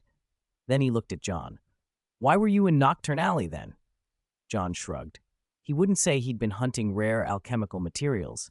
It sounded simpler to say, "I was seeing if there were any interesting things for my work." "You're taking risks," Hagrid muttered. He'd picked up supplies for John as well, and had been delayed buying some slug-repelling potion. Hagrid could hardly imagine what might have happened to Harry if John hadn't turned up. Harry looked at John earnestly. "Thank you. You saved me." John waved it off. "I happened to be passing." "John, you don't know. I'm staying with the Weasleys now. It's wonderful there," Harry said, worry rolling away as he thought of the burrow. Hagrid gave Harry a look. "Why didn't you write to me?" "Sorry, Hagrid. Something came up." Harry explained he'd been grounded by the Dursleys. The idea made Hagrid furious and rant about teaching Vernon Dursley a lesson. Harry, over here!" Hermione called as she bounded down the steps of Gringotts, her bushy hair flying. She smiled broadly when she saw them. "John, are you here? And Hagrid, how wonderful to see you." Hermione had just come out of the bank. "Did you go into Gringotts?" "I'll go after I find the Weasleys," Harry said. Hagrid, tall as ever, already had his head turned down the street and spotted a familiar mass of red hair making its way through the crowd. "Harry, we just hope you only missed one fireplace," Mr. Weasley panted when he reached them. He was the same warm, red-haired, bespectacled man they all knew, though a bit balder and thinner. "Molly's gone frantic. She's coming right now. And this is John Wick, isn't it?" The twins whooped. "That's brilliant," they shouted. They'd always been fascinated by anything dangerous. Ron looked a little green. His family never let him anywhere near Nocturne Alley. "If it weren't for John, Harry might have been grabbed," Hagrid grumbled. The twins immediately pestered Harry for the details of his heroic escape. Mrs. Weasley arrived, out of breath, and immediately fussed over Harry, producing a large coat brush and scolding him for wandering into dangerous places. Mr. Weasley took Harry's spectacles, gave them a quick flick of his wand, and they were as good as new. Ginny danced around them, helping her mother brush dust from Harry's robes. "I have to go. See you at Hogwarts," Harry called as Hagrid hesitated under all of Molly's fussing. Molly, however, had already formed a very favorable opinion of John. She fussed over him as if he were another of her own children, thanking him profusely for saving Harry. John tried to escape her attentions by saying he'd already been to Gringotts and would wait outside. It didn't help much. Molly was delighted to invite him to tea, and Ginny kept thanking him too. Eventually, John managed to make his excuses and slip away from the warm, overwhelming hospitality. He waited outside the bank and watched the rest of the little group file past. An hour later, Mr. Weasley and Hermione's father emerged arm in arm. They were due to meet at Flourish and Blott's. Molly had taken Ginny off to buy clothes. As they strolled along the cobbles, Ron eyed John with fresh curiosity. "You went abroad?" Ron asked. "That's so cool. Where in France did you go?" "Paris." John remembered he'd mentioned a trip in a letter, but hadn't given details. He chose a story that would sound amusing without being unbelievable. "I went to Paris. I met a drunk selling port keys on the sly. One turned out to be faulty, and I ended up being chased by a dragon." Ron burst out laughing. Harry and Hermione smiled too. They thought John a good teller of tall tales. John only wished he could tell the whole truth and be believed. They reached Flourish and Blott's, which was already crowded. A huge banner proclaimed Gilderoy Lockhart. Hermione squealed with delight. Almost every book on the reading list, she said, was written by him. John, tired of cues, craned his neck and saw Draco Malfoy pushing through the crowd. The three younger students were jostled apart in the crush. John, using his height to his advantage, made his way to the second floor where the signed copies were being handed out. He caught sight of Malfoy nearly falling. John steadied him with a catch, saving the boy's dignity, though Malfoy sulked as if he'd been affronted. Harry, meanwhile, found himself swept into a moment of attention and awkwardly had his picture taken with Lockhart. Malfoy scowled at Harry's sudden limelight. Later, John saw a commotion near a shelf. Mr. Weasley and Mr. Malfoy were arguing loudly, the Weasley twins egging the scene on from nearby. Before anyone could use magic, everyone present was too aware of ministry rules. The quarrel came down to fists and books. Mr. Weasley swung a copy of a compendium of common curses and their counter-curses, and it caught Mr. Malfoy across the face, leaving him with a black eye. Hagrid stepped in to separate them. Mr. Malfoy flung a book into Ginny's cauldron in a huff and spat threats as he stormed off. "It's sensible they don't use magic," John heard someone say. Both men were careful not to break the law. The bookstore was soon a scatter of books and embarrassment. Mr. Wick, John's father, had been pacing when he finally remembered his son still had to buy school supplies. Mrs. Wick fussed, searching for John among the crowd. John watched Mrs. Weasley admonish Mr. Weasley like a mother scolding a child. Once John had finished his own shopping, he parted ways with Harry and the others. As they left in separate directions, John glimpsed something odd in Ginny's cauldron. An old book that looked like a diary, pages browned with age. He noted, idly, that the Weasleys often made use of older hand-me-down things and didn't think much of it at the time. Because John's family were muggles, he couldn't use flue powder to return home. The Wicks stayed in London another day before traveling back. At home, John began to tinker with the materials Hagrid had helped him buy. Supplies arrived over the next few days, and he set to work. "These books are clever," he muttered, closing a Lockhart volume. The stories were sparkling, and now and then they hinted at practical magical principles that interested him. If Lockhart could write like this, John thought, perhaps the new Defense Against the Dark Arts professor would be competent after all. It gave him something to look forward to. He set the book aside and took out a pinch of powdered dragon tooth, something with a trace of venom. Mixing it into a viscous paste, he smeared the concoction over the blade of his Ironwick sword. The metal darkened for a moment and then shone like a mirror again. "I've given it a layer of anti-magic properties using dragon tooth compound," he said to himself. "How well it will work, though, I'll only find out by testing it."